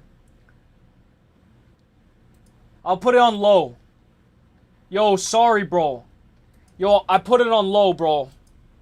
Oh, shit. Yo, my bad, bro. Okay, now we actually changed it. Let me blow my nose.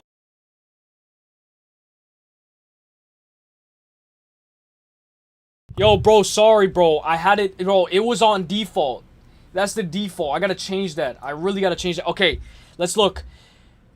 Uselyis is literally top 20 pickers in the game. He's easily one of the best minds in the game today. Yo, Vinny, bro, that means a lot coming from you, bro, because, correct me if I'm wrong, you've picked a lot of these guys below Muhammad consistently. Big Ank to beat Pereira in the rematch. I mean, in the first match. That means a lot coming from you, bro, because you also are one of the best pickers in the game, bro, and I really take that into consideration, bro. I really do. So shout out to Vinny.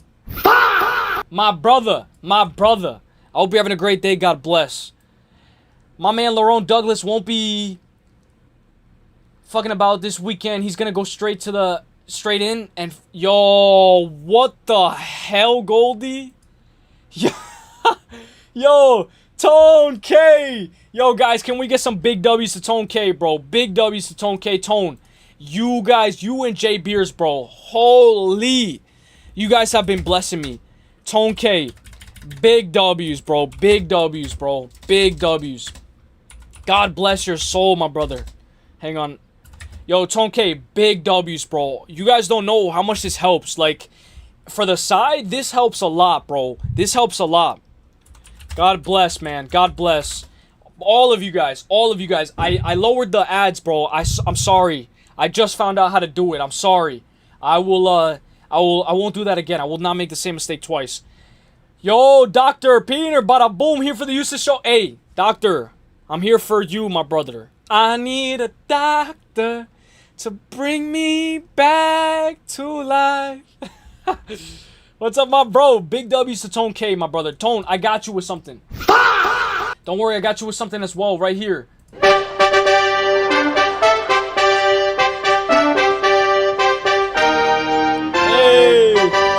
I do the cha-cha. I like to cha-cha. I appreciate that, Tone K. I really do, my brother. It actually goes a long way. A long way. Let me catch up very quick. Tafiq is such a solid pick, man. Yes. He's such a slick pick. Hell yeah. Going with the front runner in McKenny. Nacho is weak-bodied. Yes. I will say that. Vinny does have a point right here. Nacho is weak body with zero drive on takedown, sprawl, urgency. I agree 100%. Same KZW. Nelson has cashed as an underdog for me multiple times. And we got to talk about that Manfrevola fight. We got to talk about that as well. Nelson by, oh my gosh. Going with can't handle an ounce of adversity, McKenny. This fight scares me. T-Rex comes out banging. If he doesn't finish this fight in the first 2 minutes, I think Nelson wins. I'm going to pin this comment right here, bro. I couldn't agree more. I could not agree more. He should be able to finish Nelson with a blitz. Any things that I missed? This fight will go exactly like Ignacio versus Torres. Ignacio will make easy work of this. Damn, Goldie. Hey, meat. Hey, Goldie. Damn, I used to be a big fan of Mexican Get your hubba bubblegum. Mexican martial arts. I miss his peak era. Isn't he still on there, though? Or he's not consistent? He's not consistent. I hear you. Let's go. I hear you. Can't handle an ounce of adversity. Yo, KZ, remember when you donated and Finch is like, man, where the hell is that? I was like, yo, what the hell? Gracias, senor. Gracias. Big W to Tom. Nelson X Terrence. W's. American History X Cobb looking ass Nelson. Yeah, he does, right? Used dude, thank you, man. I respect your grind infinitively, dude. I put your streams on for my wife every time the TV is running. Hey, and by the way, no matter what happens, man, I know you always go with the flow. One thing about Vinny, bro, is he can roll with the punches, and he will always go with the flow. No matter what happens, you know, I take this from Vinny a lot. You know, with life, you got to go with the flow a lot as well. Now, let's hurry it up. Nelson, I appreciate that, my brother. Herd Nurse, Jay Beers, and Big Tone, what up? Hey, let's go. Head Nurse. Don't pick Tafiqi's complete ass. I I hear you, Goldie. I hear you guys. Goldie has extreme, like he's either on one side extreme or one side extreme. That's how Goldie is. All right, let's break it down, guys. Terrence McKinney versus Kyle Nelson. Guys, I do like the under 1.5. I'll type it right now in the chat. I like the under 1.5. I like fight ends by KO. But I got to mention that fight with Matt Frevola. And reason being, guys, is because Dan Miragliotta stopped the fight with Matt Frevola when Matt Frevola got dropped. He said he stopped it with 3 seconds left into the bell. He said that he thought that the clap, the 10-second clap, he thought that was the bell. Bro, Dan Miragliotta, I don't know, whatever. But we got to call out Dan Miragliotta for that. We got to call out Mark Goddard for that as well, for taking points when it was an accident. Against, bro, Mark Goddard taking a point off of MOSVAR when if Lerone Murphy would have nut-shotted MOSVAR twice, Lerone Murphy wouldn't have gotten a point taken. We got to call out these refs. Matt Frevola, in reality, should have got TKO'd in round 1. In reality, in my honest opinion. Now, he did lose to Steve Garcia by KO, but I got to mention something. He was controlling Steve Garcia for a portion of that fight, giving Steve Garcia some adversity. And Steve Garcia did land some elbows in the back of the head, and Kyle Nelson got like a big bump, like a hematoma on the back of his head, bro. It was disgusting. Kyle Nelson is finding his groove at this point in his career. Knockout win over Bill Algeo, Fernando Padilla. Remember this guy, bro. When is this guy going to come back in the UFC? When is he going to fight? I don't know where he's been. The One Piece guy. This guy has the One Piece hat. Fernando Padilla. I remember this guy. Blake Builder. Very good win over Blake Builder. Remember when Blake Builder said that he was on like some shrooms before a fight? That guy's crazy. Now, he did get knocked out by Billy Cortillo, lost to Jai Herbert. Jai Herbert's technical, lost to Diego Ferreira by KO. Bro, these guys are heavy-handed hitters. Terrence McKinney's another heavy-handed hitter. Now, the thing about Terrence is, like a lot of you guys know, he's either first round or bust. After that first round, Jaden Cable was interviewing him saying, yo, what do you think? Are you not going to fight dumb? Like, are you not going to fight dumb? He's like, I didn't fight dumb my last fight against Chris Duncan. I think he did. He actually hurt Chris Duncan bad. Like, Chris Duncan was hurt, but, like, Terrence McKinney makes these mistakes where he kind of overthrows. He's kind of, like, sloppy all over the place. And he lost to Chris Duncan by Anaconda, lost to Esteban by head kick. Guys, this guy is either going to get finished or he's going to finish you. Now, pause. When we look at the strikes absorbed per minute, strikes landed per minute, 6-4, my boy, Terrence McKinney, volume on volume. Almost 4 for Kyle Nelson. Strikes absorbed. Almost 4 for Terrence McKinney. But look, I didn't expect this. Kyle Nelson is absorbing the more strikes, and he has a negative striking differential. Almost 5 strikes absorbed per minute. When I look at this fight, guys, the takedown defense favors Terrence McKinney. I wouldn't be surprised if Kyle Nelson shoots a takedown. Takedowns, though, Terrence McKinney's going to shoot a takedown as well. You know, like, obviously, when I look at this fight, I did like how Terrence McKinney submitted, I think he submitted Borishev, right? Submitted Borishev. He can take you down. He can get the grappling going. I'm just going to go. Give me Terrence by KO. Low confidence. Super low confidence. Super low confidence. Let's go to the next fight. Let's go to the next fight, guys. Let's go.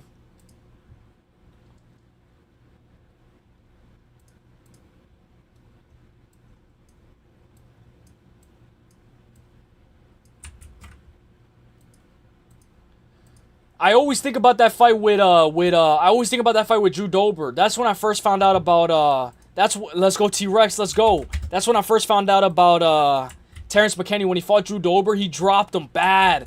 And the ref could have stopped it, but the ref was a good ref. You know, another good ref? The ref that refereed Nazim Sadikov versus Nicholas Mota, that ref was one of the best refs that I've ever seen. Nazim Sadikov kind of fell. The ref lets it go. I love a good ref, man. I love a good ref. Terrible refs. Mark Smith, Dan Miragliotta, Mark Goddard. The good refs. I think Keith Peterson's a good ref. I'm not going to lie. All right. Now let's go to the next fight. Let's go.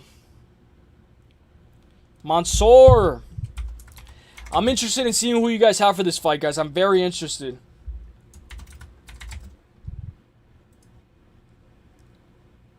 Just racial motivation against Terrence Fingers was like, yeah, dude, that was crazy, bro. It was crazy, bro. It was absolutely insane. Me Rocket switched to Ignacio. I'm not picking Tafiq. I hear you though. Musayev is reliable now. Goldie Nacho has no code of ethics. He may have gotten drunk at the club after his fight. After his fights, Tafiq never has. Yes. Like, that's another thing too. Like, I do gotta give credit. Like, some of these guys, they do like to party after. You know, they do like to party. Some of these guys are very disciplined. I might bet a prop on that fight, maybe the over. Oh, you like the over 1.5? Hey. Matt the Steamroller for Vola. No under. Ignacio inside 2 rounds. 87%. Damn, bro. Burritos and tequila. Make shit fight IQ. Yo. And IQ. Nacho is cooked. Hey. I like it. You know I love a good fight. I remember when Murgliata seen better days. I remember that. Yeah, Murgliata, he's seen way better days. F MOSVAR Volk is his daddy. Yo.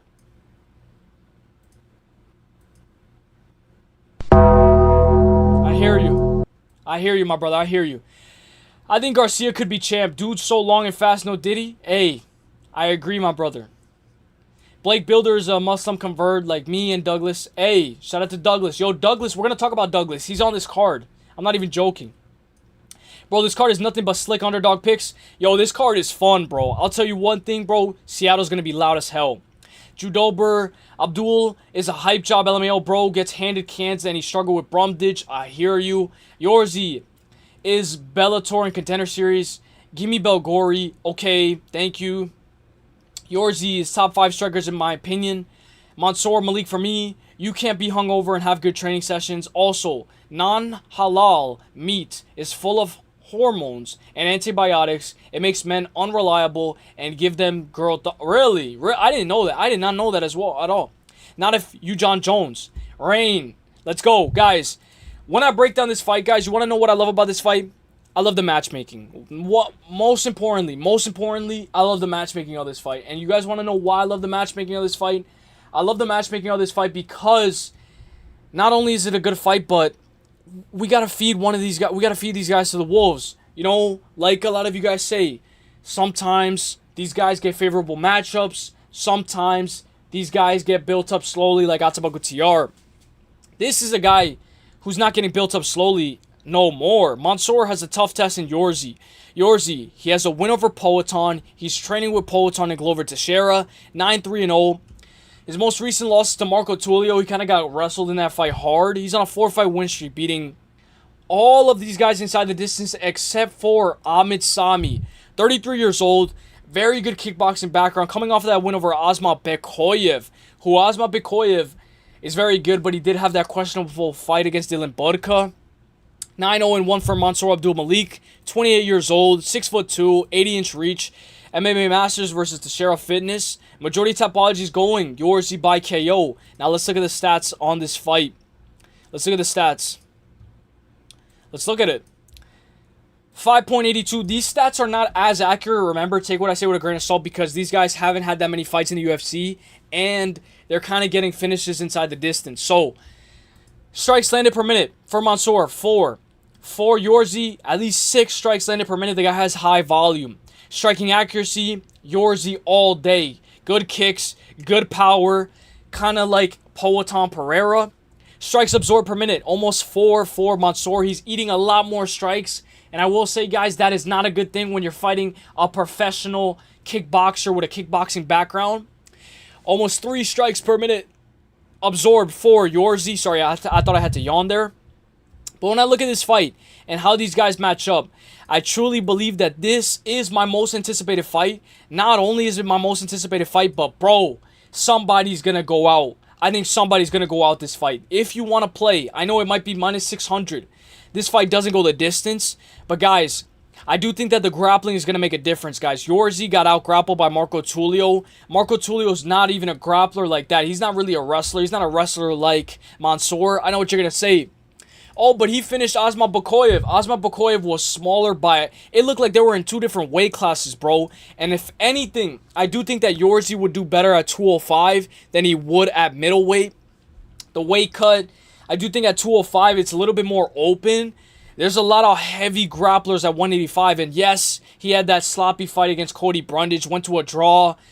Technically, he still has a 100% finish rate. But in Atlanta, because they stopped it and they went to the distance, in Atlanta, there's like a rule where you cannot judge a fight if it's stopped in between a round. You can't go the distance on technical decision. So it was considered a draw. And when I look at this fight as a whole, guys, he has a good standing guillotine choke. Very good ground and pound. If he can get this to the mat, bro, I think he should be able to maul Yorzy, land some ground and pound shots, and TKO Yorzy. But I'm not going to get fancy. It could be a club and sub. I know Abdul has a lot to work on. What up, Halftime? I hope you're having a great day. But, bro, I'm going to go Mansoor Abdul Malik. Money line. No need to get fancy.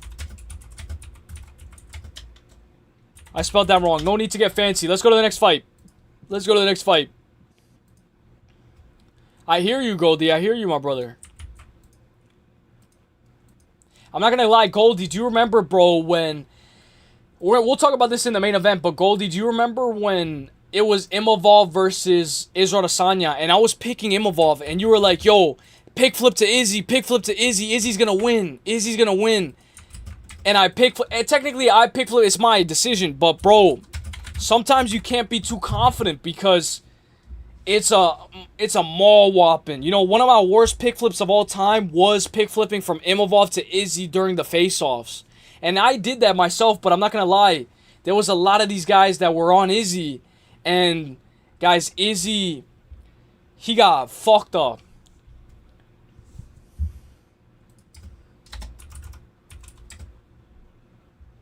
Let's hurry it up.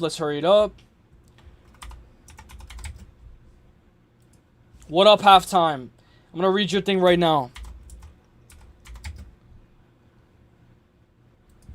All right, let's go.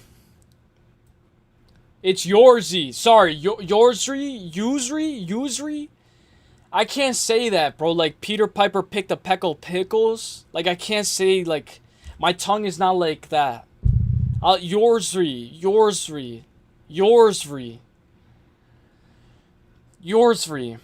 Bro, this card is nothing but slick underdog picks. Hey, Abdullah's a hype job. Give me Belgori. Okay, thank you. Mansoor, Malik, me like. Hey, yo, drop a like on the live, please, guys. Please, how many likes are we at? I'm not going to ask for a lot. But how many likes are we at?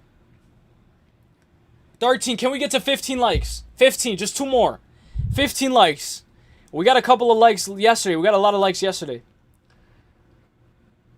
That's partially melted wax figure on the card. Vinny. I got Mansoor. Shout out to my barber. He cuts Mansoor too. Oh, for real? Yo, he knows how to cut hair then, because Mansoor got a nice haircut. Best prospect fight? Yes, Haro. I'm going to pin that. Haro.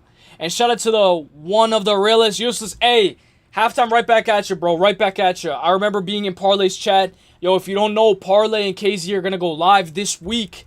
And I would like it if you're there, if everybody's there. It's going to be a fun fight. It's going to be fun. Not a fun fight. It's going to be a fun live. A fun fight. Yorsri is pronounced Yusri. Oh, Yusri. My bad. Yusri. If Yusri beats him, I could see UFC pushing him top 15 straight away. Hell yeah, Haro. Hell yeah. I couldn't agree more, my brother. Yo, Tone, my brother. Never pick swap. I failed that so many times. Yo, Brian C, what's up, bro? Yo, I couldn't agree more. We'll be there. Hey, Halftime. I'll be there too, bro. I'll be there. Let's fucking go. It's like the good old days, bro. It's like the good old days. I do gotta say something though, guys. I'll say it right after. I'll say it right after this. Because Halftime, you just reminded me. Because when I said the good old days. Tone K, big W. Big W's to Tone K. Big W's, bro. Thank you so much for everything that you do. Hey, I couldn't agree more, bro. The pick flip messes me up, bro. It messes me up. The pick flip messes me up all the time. I got you with the DJ air horn, my brother Tone. Let's go. One more time, guys. One more time, because we're having a good time. One more time. I appreciate that, bro. I really do, bro. It goes a long way, my brother. Big W's, big W's. What up, Brian C? Fortune Lock. Yo, Void Mate, what's good, my brother? What's up? How are you doing? God bless. I think so. I think he's a good pick. I really do think he's a good pick. Thank you, J Beers, Tone K. You guys come in clutch, and you guys are awesome. Pioneers of this sport, truly. What up, homie KZ? The S comes before the R. Sorry about that, KZ. You know I don't do it on purpose. One thing, I don't do that on purpose. Nah, bro, I was biased, LOL. I remember I committed it be like that sometimes. When your favorite fighter... Yes, yes. Let's get that back in blood, Goldie. Let's get that back in blood. And there's nothing wrong with that because at the end of the day, you make your own picks. Like, you know, I was biased too. I loved Izzy, pause. I loved his entire career. I picked him as well, you know? It's at the end of the day, your own picks are your own picks, you know? Nobody tells you to jump off. You know, they say, if your friends jump off a cliff, are you going to do it too? You know, like, you know what they say. I remember a lot of people used to say that back in the day. But yeah, bro, we've gotten so much better since then, Goldie. Like, all of us. Like, Goldie's gotten better. Look at Goldie. The guy picked Nathaniel Wood. Shout out to everybody that picked Nathaniel Wood. Goldie's gotten so much better since then. Douglas Memo, yes. If you guys remember on Dana White Contender Series, we did the exact same joke. Douglas Memo. We'll be there. Let's go. Yes, let's go. Hello, last week I switched from Sola to Mason Jones. Hey, that was a good one. Sometimes it's good. Agreed, just drop it, no play, W. I'm going to Rosa, that skinny fat, oh my gosh. Wins by CTE absorption sometimes. He does, I'm not going to lie, he does. That's a crazy way to put it sometimes as well. KZ got me off that pink panty. No bet. Thanks, KZ. Clean sweep. Hey! KZ, clean sweep. All right, guys. Douglas. Oh, yo, wait. I got to say something. So when I talked about the good old days, guys, guys, I did not know this until, like, recently. Orange Cat MMA, I hope he brings it back. I hope, guys, Orange Cat MMA deleted his channel. I don't know why. I don't know why. I swear, I don't know why. I don't know why he deleted his channel. I just don't know why. I don't know why. If you guys can tell him for me, tell him for you. Even if he's not going to upload. Don't. Jay Beers, thank you so much. Let's hit that goal. Yo, you guys have been coming in clutch. Holy. Guys, let me play this. Let's party. Yo, I don't know why, but if there's anybody, I might even text Orange Cat. Jay Beers, thank you so much for the 5. Let's hit that goal. Thank you guys for each and every single one of you guys. Yo, we hit the goal, baby. We hit the goal. Let's go. We hit the goal. Thank you guys for everything, guys. Thank you for everything. Let's fucking go. That's twice that we hit the goal. Holy. One more time for the one time. Yo, he deleted his channel. Bro, I think I'm going to text him, bro, because I know stuff happens. Life hits hard. Yo, even if you're not going to upload, the channel will stay there. It will stay there. Don't delete it. Because there's a lot of these guys that are still subscribed. Let's fucking go halftime to the good old days. 100 OC will be back. Yo, I'm going to have to text OC. I'm going to have to text OC or something. Or one of you guys reach out to OC for me. I don't care about the beef. Like, I never had beef with OC. Like, anybody could be in the chat. It was always awesome. Yo, if anybody could tell OC on behalf of my part, tell him. Just bring it back. You got 30 days, I think. I think you got 30 days. Yo, I don't know when it was. Overheard, bro. Bring it back. Even if you don't upload, even if you don't go live for a whole year. As long as it's still back and it's still there, bro. Because you got a lot of these guys. A lot of these guys that are waiting for you, bro. And a lot of these guys that love you, bro. We all love you. So, I know you're going, like, maybe there's something happening or something. But, bro, we are all waiting. We're all waiting. And you've had one of the best panels. Some of the best panels. Iconic panels of all time. Some of the best characters. All of these guys. Yo, Music Mondays. You guys remember Music Mondays, bro? They were lit, bro. So, like, if anybody on my behalf can tell OC, yo, bring back the channel. Yo, you says bring back the channel. Yo, like, I didn't even know it happened. I don't know how long ago it happened, but bring it back because after 30 days... it's you can't have it back. So bro, if anybody can reach out, yo, like, from behalf, bring it back because you got a lot of these guys that love you, bro. Like, we all love you, OC. We love you. Damn, that's rough. Erosa might die. Bro, chill. To the good old days. Halftime, I appreciate that, my brother. We hit the goal. Now, guys, as the goal says, when it's completed, any question that you guys have, any question, I can answer it. Any question you have right now, answer it. I'll answer it right now. Any question. I gotta hurry it up, guys. I gotta hurry it up, but the Q&A, the goal, if you hit the goal, you guys have any question you guys can ask me, not even MMA related, and I'll answer it truthfully 100%. WJ Beers, W halftime. WJ Beers, halftime tone. All of you guys. Cam, Rain, KZ, all the GOATs, bro. Paku, Goldie, Vinny. If I miss Haro, if I miss your Hollow, if I miss your name, it's not on purpose, but thank all of you guys for everything. Let's get those likes up. I was on those panels. WMC. Hell yeah, man.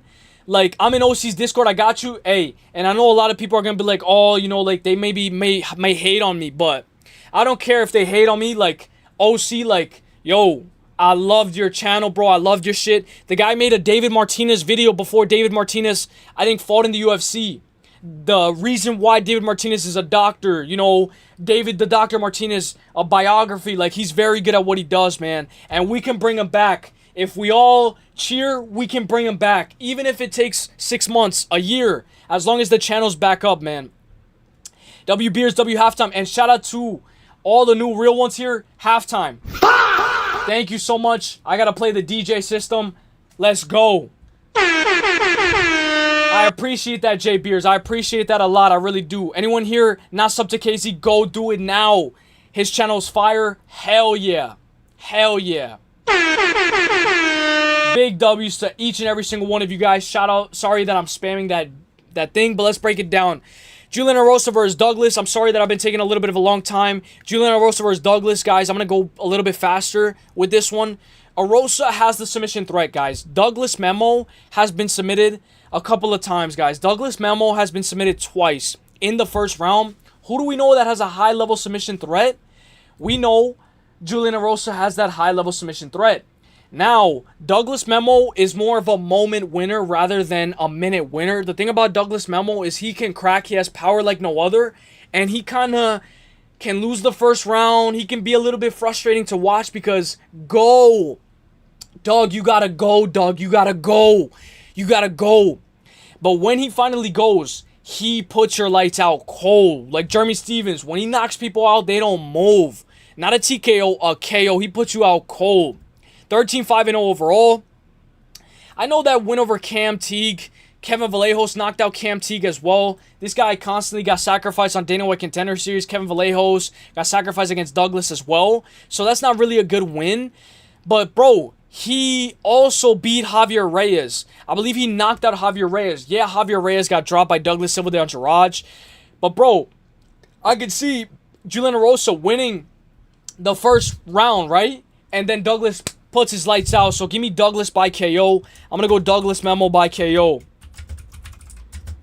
I'm going to go Douglas Memo by KO. Let's go Douglas. Let's go Douglas Memo by KO. Now let's go to the next fight. Let's speed it up. Let's speed it up. Let's speed it up.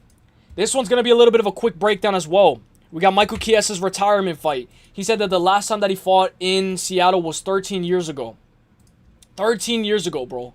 Douglas will send Erosa into space. We'll see. We'll see. Julian Erosa's very good, bro. He can pick Douglas apart on the outside.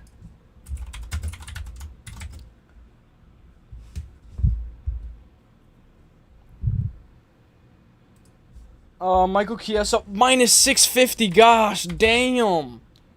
Nico Price. He's taking this fight on short notice as well. Let me get this show on the road, guys. So, Nico Price versus Michael Chiesa. I'm stuttering like crazy. The thing about MMA with the boys, shout out to my boy Dan. I hope you're having a great day. Yo, the thing about Michael Chiesa, bro, is that he has not won one fight, one win by KO. Like, if we gotta call a spade, remember when he had that fight against Kevin Lee? Yo, don't be talking about yo, don't be talking about her. Don't be talking about... And Kevin Lee's like, man, I bet you she got tickets. Yo, what? What'd you say? He crashed out like crazy. 14-7 in the UFC. He's currently on a 3-fight win streak. his retirement fight in Seattle. Last time that he fought in Seattle was 13 years ago. He's coming off of those wins over Tony Ferguson, Max Griffin, and Court McGee. Submitted Tony. Submitted Max Griffin. Excellent rear naked choke. He did lose to Vicente Luque by Darce. That's 2021 Vicente. That guy was the Darce Knight at that time. Lost to Sean Brady by decision. No shame in that at all. And he lost to Kevin Lee by sub. I can't believe he talked all that and he still lost to Kevin Lee. But Nico Price, guys, who else do we know had a retirement fight against Nico Price? Robbie Lawler in 2023. Robbie Lawler had a retirement fight against Nico Price. Guys, that's how you know I've been here for a while. The thing stopped to load.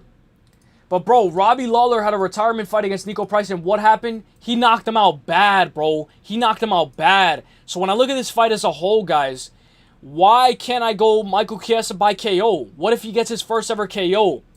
I am going to go Michael Chiesa by sub. In all, I'm going to go Michael Chiesa inside the distance. But I wouldn't be surprised if he gets his first KO here.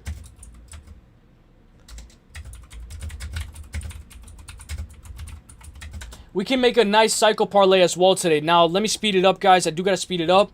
Let's go. I appreciate each and every single one of you guys for being here. Hey, hole A. Juicy, 9-8 in the UFC with an 80% finish rate. Hell yeah, man. Hell yeah. Fa. I like that pineapple emoji, bro. I'm not going to lie. Let's go. Don't you dare talk about... Yeah, he did say that, bro. When you say something like that, it makes them want to talk about them more. Like, that was, like, crazy, bro. Oh, you like Chiesa by decision. That's a sneaky one as well. Now, let's go. Plus 138 for Grasso. Nice feet. And Macy Barber minus 178. Let's hurry it up. Alright, guys, I'm going to break this down. Let me catch up.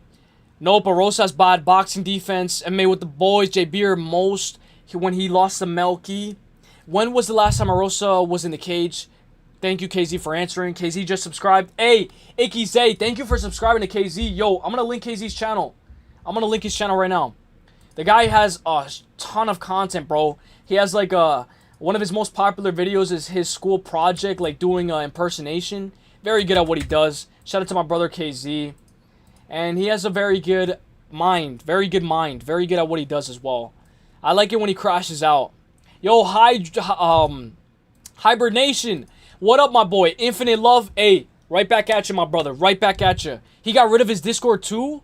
Oh my gosh. I might have to text him then. But if anybody can reach out for him, like, if we all reach out, like, hey, you should bring the channel back. He might bring it back.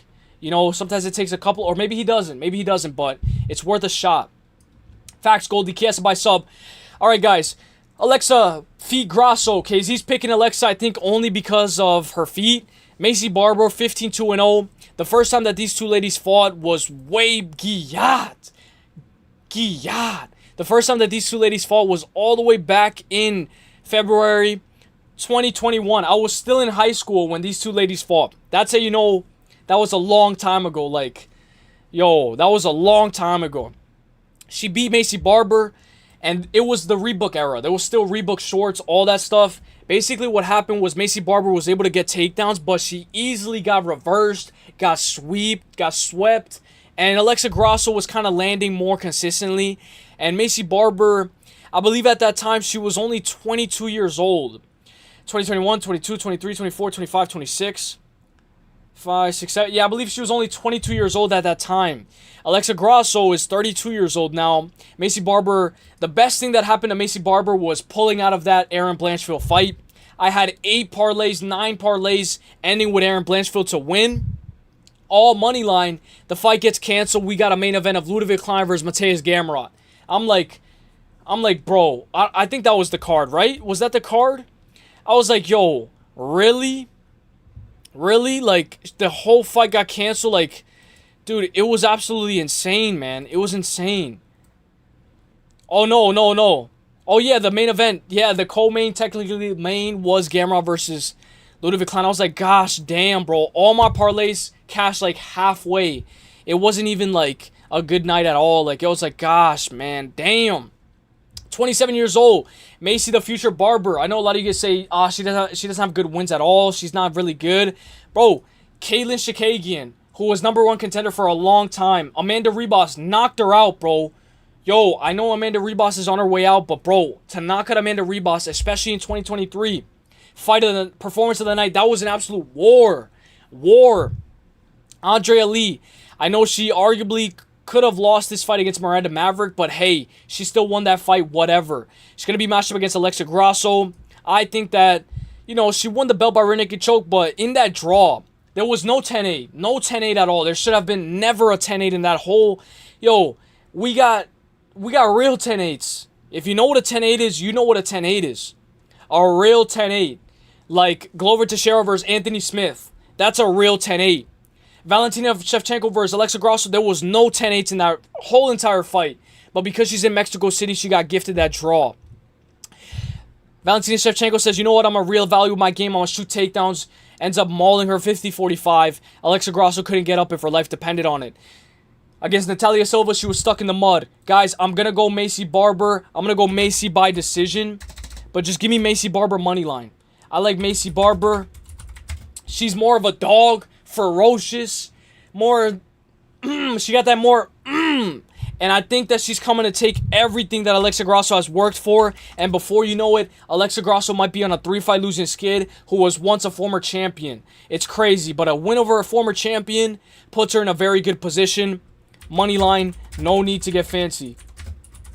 But Alexa Grasso is a good dog.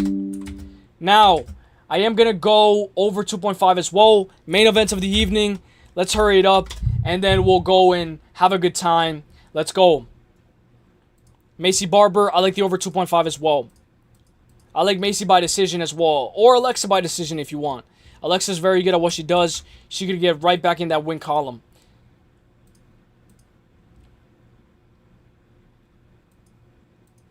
Alright. I see what you're saying, KZ. Let me see. Alexa Grasso got a biased draw at UFC Noche, but that doesn't mean Macy wins. I hear it, but that doesn't mean that there should have been a trilogy. If it was a biased decision, then that means that Valentina should have really won. She really should have won that fight. So she should have lost already to Valentina, and then boom, fight a contender already. That trilogy was a waste of absolute time. That was a waste of time. Let's go. Main events of the evening, boys and girls. Let's break it down, let's hurry it up, and let's push it to the limit. I think Pyfer's a good dog. I'm taking both of these guys in a parlay. I've learned the hard way with Max and Charles Oliveira. Man, I just got to take both of them in a parlay. And what I mean by in a parlay is like, you make like 6-leg parlay, 3-leg parlay, take both of them in a parlay.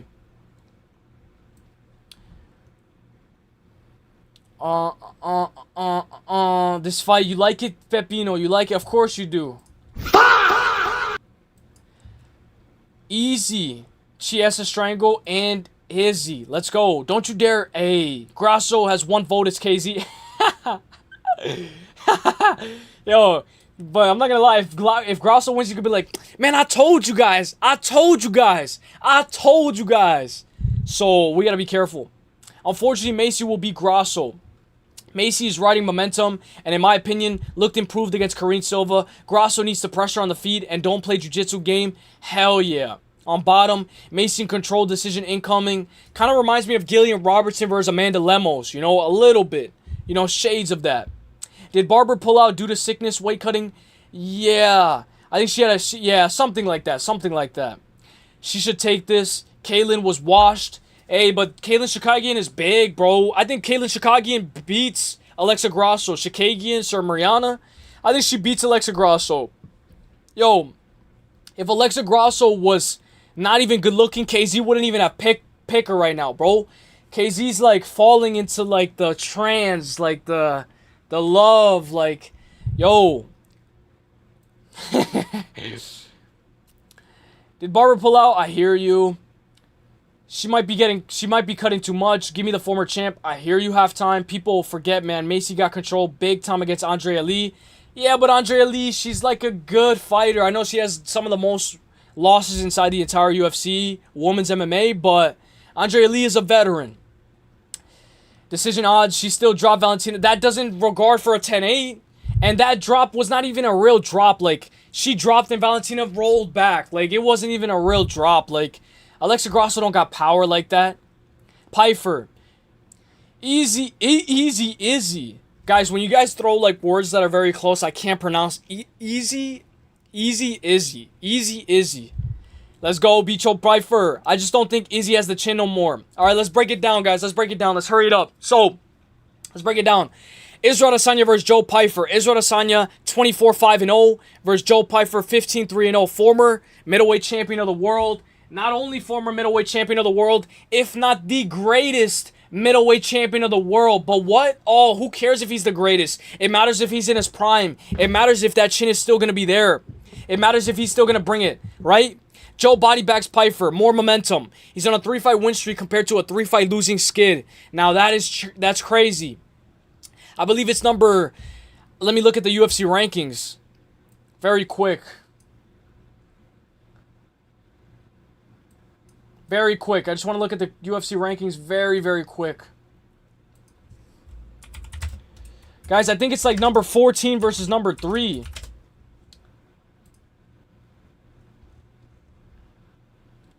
Middleweight, Izzy's number 4. Joe Pyfer's number 14. Number 4 in the world versus number 14. The time that we've had big jumps like this is Peter Yan, Sean O'Malley. We've had a lot of big jumps. Kaira Sakura getting the title shot on his UFC debut. But guys, Izzy's on a 3-fight losing skid. 1-4 of his last 5. He got TKO'd by Alex Pereira. Mark Goddard kind of saved him. He kind of saved him because who knows what Alex Pereira would have. He might have put him out cold. Mark Goddard, the biased ref, TKO'd. He got dropped by Strickland. He got dropped by Dricus. And he got finished by Imavov. Dropped and finished by Imavov. 36 years old for the guy from Auckland, New Zealand. He's going to have the death note. Anderson Silva can't compare when it comes to Israel Adesanya. 80-inch reach, city kickboxing, UG Behrman will be in his corner. I got to look at the UFC stats for this fight. I have to. Now, when we look, hurry up. Let's go. Strikes landed per minute. 4 landed per minute for Izzy. 3.47 for Joe Pyfer. Striking accuracy favors Izzy at 48%. Every other strike he throws is going to land 50-50. 43% for Joe Pyfer. Strikes absorbed per minute favors Izzy, which is not the good thing. 3.20 versus 3 for Joe Pyfer. Defense favors Izzy. He's been fighting a lot tougher competition. And the guy is Poetan's father. The guy knocked out Poetan and he danced in front of his, Izzy's petty like that. That's what I love about Izzy. He's petty like that. But maybe he did get karma and maybe he did get humbled after that. But hey, it was worth it. I'll tell you that. Takedown defense, 76%. And I got to talk about that fight with Dricus. He got his back taken the first time and he almost got subbed. His sub defense is not really that good. Joe Pyfer is going to bring it. Very good at what he does. Remember what Strickland does. He faked that teep, right? Close the distance. When Izzy's against the fence, he kind of relies on those hooks, right? Kind of like Cody Garbrandt against Rafael Assunção, where he's against the fence. He kind of relies on those hooks. He goes crazy with those hooks. Joe Pyfer is going to bring it. He lost the first round against Abus Magomedov. He lost that first round bad. He shot a takedown, ended up costing him. He dropped Kelvin Gastelum twice in that first round. The scariest part of this fight is going to be the first 2 rounds. Joe Pyfer has one most recent loss to Jack Hermanson. He won the first 2 rounds, but then lost, round 3, 4, and 5. Joe Pyfer also lost to Dustin Stolfus on Dana White Contender Series. He got picked up, slammed, and he posted his arm. His arm ended up dislocating, and it was so cringe to watch that. It was so cringe. And then his other losses by guillotine choke in round 2. Guys, I know this is going to sound crazy. Joe Pyfer is going to shoot takedowns. No matter what. I think Joe Pyfer is going to shoot takedowns. I think he might hold him against the fence. I think he's going to get Izzy down. But I'm counting on Izzy to get right back up. 80-inch reach versus 75. Both of these guys are very good at what they do. We got to talk about Izzy when he went up to 205. You could argue that he lost every single round, 50-45 against Jan Blachowicz, and he got 10-8. That's a 10-8. Look at that 5th round. Izzy versus Jan Blachowicz. That is a 10-8. Izzy versus Jan Blachowicz is a 10-8. There was no check. There was no check. Dr. Stoppage. No check.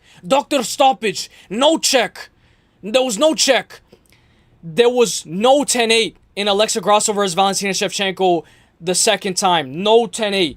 When I look at this fight as a whole, guys, I got to go Israel Adesanya, and I do think that he should be able to win this fight, but the scariest aspect of this fight is the first 2 rounds, the takedown threat from Joe Pyfer. He submitted Abus Magomedov. He has that rear naked choke in his arsenal. We saw Izzy lose by rear naked choke. The guy only has 5 losses. 5 losses. Jan Blachowicz, Alex Pereira, Sean Strickland, Dricus du Plessis, Imavov. Guys, momentum is very important. Against Imavov, he tried to be like Alex. He told the ref, which was Mark Goddard. Yo, how many times does Mark Goddard fucking ref Izzy's fights? The guy Mark Goddard, he be saving Izzy, bro. Mark Goddard be biased as fuck. Correct me if I'm wrong, but that was Mark Goddard, right? He's like, oh, do you need a time? Do you need time? Izzy tried to be like Alex against Jamal Hill. Nah, I got this. Ended up getting caught in that switch stance. When Izzy switches stances, that's when he gets caught. He sometimes likes to hand fight as well. Smack that hand down and go. Pyfer is going to bring it. Pyfer can gas, but that gas tank has improved. Guys, this is Joe Pyfer's first time going 5 rounds. How many times has Izzy gone 5 rounds in his entire career? Yes, cardio should be on Izzy's side, but if he gets knocked out, that doesn't mean shit. Went 5 rounds with Strickland. Basically 5 rounds with Alex. 5 rounds with Jared. Robert Whittaker. Marvin Vettori. Jan Blachowicz. Yoel Romero, 8 times against Kelvin Gastelum. He's won 5 rounds 8 times, guys. Sometimes you just got it. Sometimes these guys just don't got cardio like that. Twitch muscle fibers, genetics, all that stuff. Guys, I got to go Israel Adesanya, guys. I'm not going to get too fancy. Give me Izzy money line, and let me know what you guys think. I wouldn't be surprised if he gets a KO. But Izzy, you got to stop that hand fighting switch stance like in between some strikes because it's too obvious now. There's a lot of guys that are doing tape study on you. Imavov was one of the greatest examples. When you do that switch stance, Imavov in that first round, a portion of that fight, he was holding Izzy against the fence. Izzy's very susceptible to getting held against the fence. Marvin Vettori took him down in the first round. Izzy's kind of throwing up triangles. Izzy's susceptible to getting taken down by anybody. The guy went to war. I'm prepared to die against Kelvin Gastelum. Yeah, that's prime Kelvin Gastelum, but still. But he dropped Kelvin Gastelum that 5th round. Joe Pyfer is going to bring it, guys. And I do say, if you're looking for anything, maybe fight doesn't go the distance. But give me Izzy money line, and maybe fight doesn't go the distance. Maybe, you know what? I'm just going to go Izzy money line. Izzy money line, may the best man win.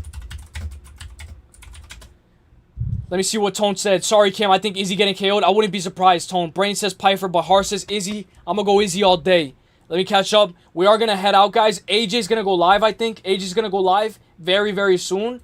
And you guys know the guy is literally the reason why I'm here today. So I'll see you guys there as well, right after this live.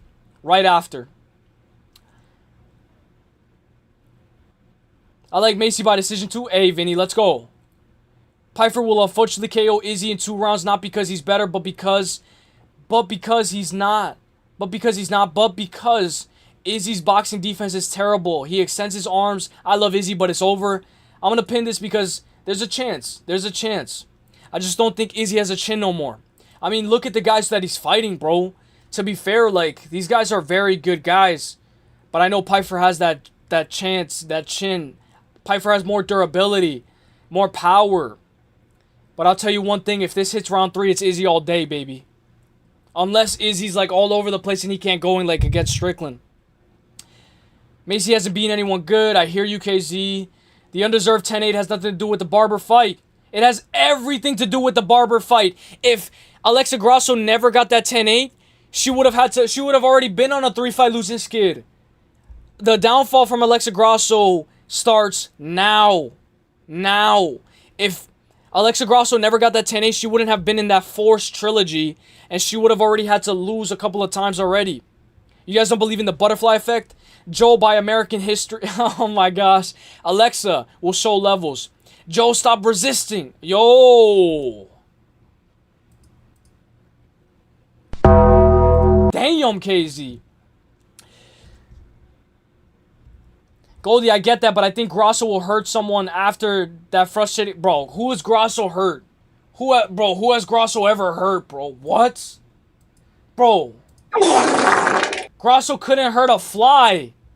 The people that she hurt are the people that she doesn't want to send feed pics to. Nah, I'm just kidding. KZ, you're right, but momentum is a big thing. Macy wants this fight desperately. She got more motivation to be champion. I'm praying Grasso wins, but my brain says Macy. Pyfer, KO rounds 1 or 2 are bust. Izzy hasn't looked the same in a while. I'm just gonna bet the exact outcomes. Pyfer 102, Izzy moneyline A. And you know, just because I say there's no cardio on Pyfer, what if this guy contains his gas tank? He went 5 rounds before. What if he contains his gas tank and 50-45's Izzy? You know, the narrative is that Pyfer's gas tank, right? But I'm not going to rule out of the realm of possibility that he can't go a hard 5 and win 3 rounds out of the 5. I'm praying for Izzy. I'm praying too. I mean, who does that to Marc-Andre Barrios? Exactly, bro. And look at what Michael Olajaychik, bro. Michael Olajaychik is ass, bro. The guy couldn't. He went life and death. They gave fight of the month to Michael Olajaychik versus Marc-Andre Barrios, bro. I'm stuttering like crazy. But they gave fight of the month to Marc-Andre Barrios versus Michael Olajaychik, who was a minus 9,600 and couldn't KO Marc-Andre Barrios if his life depended on it. And he's a fighting nerd. Championship fights versus unranked for sure. It's going to be good. Hell yeah. Izzy 3 or 4 might be sneaky. I like it, Ikize. I hear you, my boy Haro. Sorry, Kim. I think he's getting KO'd. My prediction is Pyfer by KO round 1 because I believe the first boxing exchange will be Izzy extending his arms and getting nuked. Hand fighting. Pyfer won't have any success scoring takedowns on Izzy. Hey, you never know. The guy got taken down by Marvin Vettori. I wouldn't be surprised. I can see Izzy really piecing up Pyfer's legs. I'm picking Izzy for the same reason I'm picking Alexa. Pyfer doesn't have a jab. Jan Izzy was a masterclass for kick checking. Hell yeah. Hell yeah. He wings right hands. If Izzy is totally washed, Pyfer can win. If Izzy loses, he should retire. Nah. Bro, if Izzy loses, he should retire. Hell no, bro. Izzy should retire on a win in Australia. Who is anybody to tell Izzy should retire, bro? Izzy should retire off a win in Australia. W, good luck, everyone, guys. I am going to head out, guys. I'm going to give you guys my quick picks. I'm going to shout out the fan funding, and I'm out of here, guys. Much love to each and every single one of you guys. I love all you guys, and thank you guys for staying true and sticking through, baby. I got to give a big shout out to all you guys. Hey, I like to cha-cha. All right, guys. Let's go show AJ some love as well. Pyfer doesn't even jab.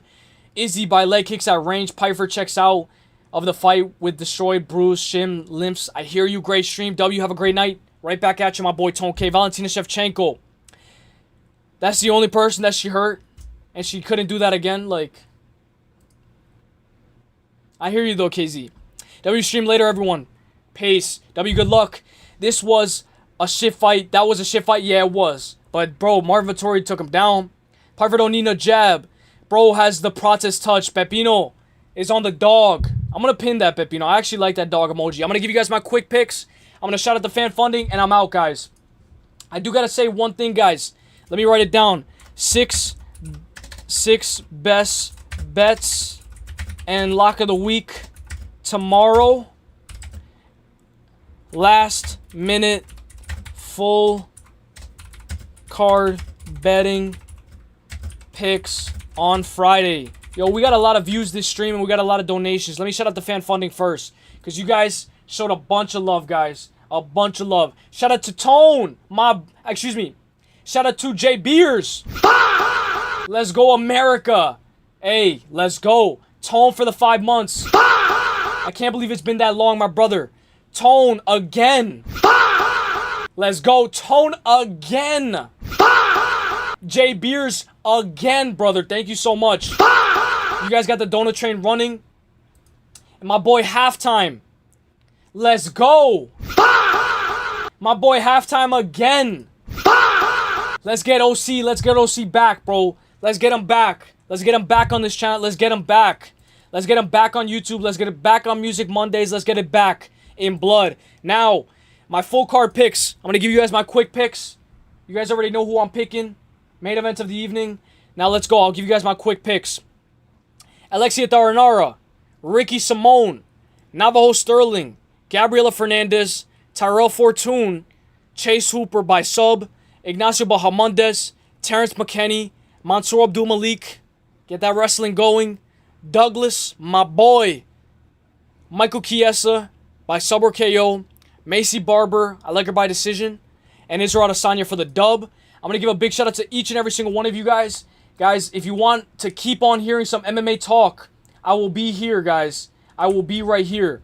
In MMA Experts Chat, this is where I will be. If you're not done with MMA, if you still want to talk some MMA, this guy will answer your question, and he knows ball. Let me shout out each and every single one of you guys. Pyfer doesn't need a jab, dog. Grasso is far better boxing and BJJ than Macy, so she definitely shouldn't be counted out. Facts. Prates is 10 times as technical as Pyfer. I agree. Guys, let me give a shout out to the top fans.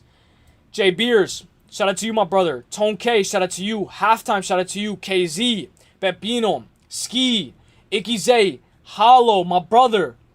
Rangy, my boy. Been showing a lot of love on the predictions. Goldie has the most comments on my channel ever. Ventrillionaire, my brother. Cam, I hope you enjoy the fights, my brother. Win or lose, I don't think Izzy should retire. One more fight in Australia, let's do it. Rob G, my boy. Holds and Dan Sock, my brother. Paku, my boy. Haro, my boy. John Dong, my boy. Me Rocket, my boy. Brian Fisher, my brother. Dr. Peener, The Real Shing Me, my brothers. Ivan, my brothers. Danny, Phantom, Live. Future Sequences. Shout out to Danny, bro. You've been consistent coming here, and it means a lot, bro. It really does. Future Sequences. Hibernation, A Fighter. Voidmate and Brian C, guys. 28 different people that have tuned into the streams. Thank you to everything. You reckon you will ever do a fight watch along? I probably will, but I'm not gonna lie, guys. I like to make some parlays. So sometimes I get a little nervous and I forget to talk about the fights. Like I go like this, like even with Jake Paul, but hell yeah, we definitely will. I might do something where like only pay-per-views we do companions. Like, only pay-per-views, we do companions. I'll think about it with the UFC 327. Olberg versus Yuri Prohashka. That will be fun, bro. That will be fun. I got to get a clock. I got to get all that stuff worked out. Sorry. Thank you for subscribing. Whoever subscribed, I appreciate that. But hell yeah. Fight companions in the future. KZ, Izzy extends his arms and pulls his head back. Pyfer is accurate with that rear hand. Hell yeah. MOSVAR is spelled wrong in your About section on YouTube. Is it really? Bro, good eye, bro. Is it really? Damn. Yo, that's how you know I don't know if you guys know, but I do have like some like dyslexia. A little bit. Just a little bit. But hey, Casey, I'll correct that. Yo, Casey just exposed me. Clanker. Alright, guys, I'm out. Cam, shout out to you, my brother. Thank you for everything that you guys do. And a lot of you guys are OGs, excuse me. I'll see you guys in the next one, guys. God bless. Have a great day. And I'm just going to pull up the Casey O'Neill blocking me. Like, I'm just going to pull that up and I'm out, guys. I'm out, guys. I'm out. Corey G. Horiguchi knocked out Manel Kape, I think, right? Or he beat him by decision, right? That's going to be a fun fight. All right, guys. I can't believe I had that spell wrong, bro. Yo, KZ, chill, bro. You should have texted me that in private, bro. Why you gotta expose me in front of everybody, bro? Mark Andre over Izzy. Damn, Yuri will Yuri him round 4. Plus Joshua Van will finish Tyra round 3 by pressure, boxing, and not letting Tyra get started. Tyra by champ. Yo, Doug, shout out to you, my brother. I'm out. Casey O'Neill unblocked me. Yo, tell Casey O'Neill to unblock me. And tell Orange Cat to bring that channel back. We love you, bro. And we're waiting each and every single day for you, my brother. I'm out, guys. Arm triangled him. Oh, he did. Damn. I'm going Horiguchi for the W. Casey O'Neill, unblock me, please. I will give you the world, baby girl. You just gotta be worth it. Alright, I'm out. Have a great day. Go show AJ some love. I'll link it one more time, guys, if you want to keep on talking some MMA. This is where I will be at. Who should be the fave? Horiguchi. Or it should be minus 150 Horiguchi, plus 140, plus, or maybe minus 113. Minus 180 Manel Kape, maybe. Manel Kape minus 180. Horiguchi plus 190. Yo, Omni Bulldog with the 5 gifted. Holy shit. Omni King, thank you so much. I am on my way out, but I appreciate that so much, Omni. Omni. Oh, it got retracted. I believe it got refunded. Did it get refunded? Hey, No matter what, guys, we'll find out if it got refunded or not. But, hey, I guess it got refunded, or I'm not sure what happened. Hey, I'm out. Doug, I hear you, brother. I hear you. What a blue ball. What a blue ball. What a blue ball. But, guys, I'm out, guys. I'm out. I hope they went through, but I don't think they went through. I think it got refunded, guys. I'm out. I'll see you guys in the next one, guys. God bless. Casey O'Neill, unblock me, please. All right, guys, I'm out. I'll see you guys in the next one. God bless. Hey, have a great day. God bless. I'll see you guys in the next one. It would have been cool if these guys actually got it. Hopefully they actually got it. But I don't think it went through. I think it got like refunded, I think. Like they gifted and then went back. I'll see you guys in the next one, guys. God bless. Have a great day.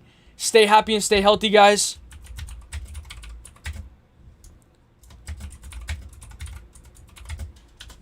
Peace. Hey.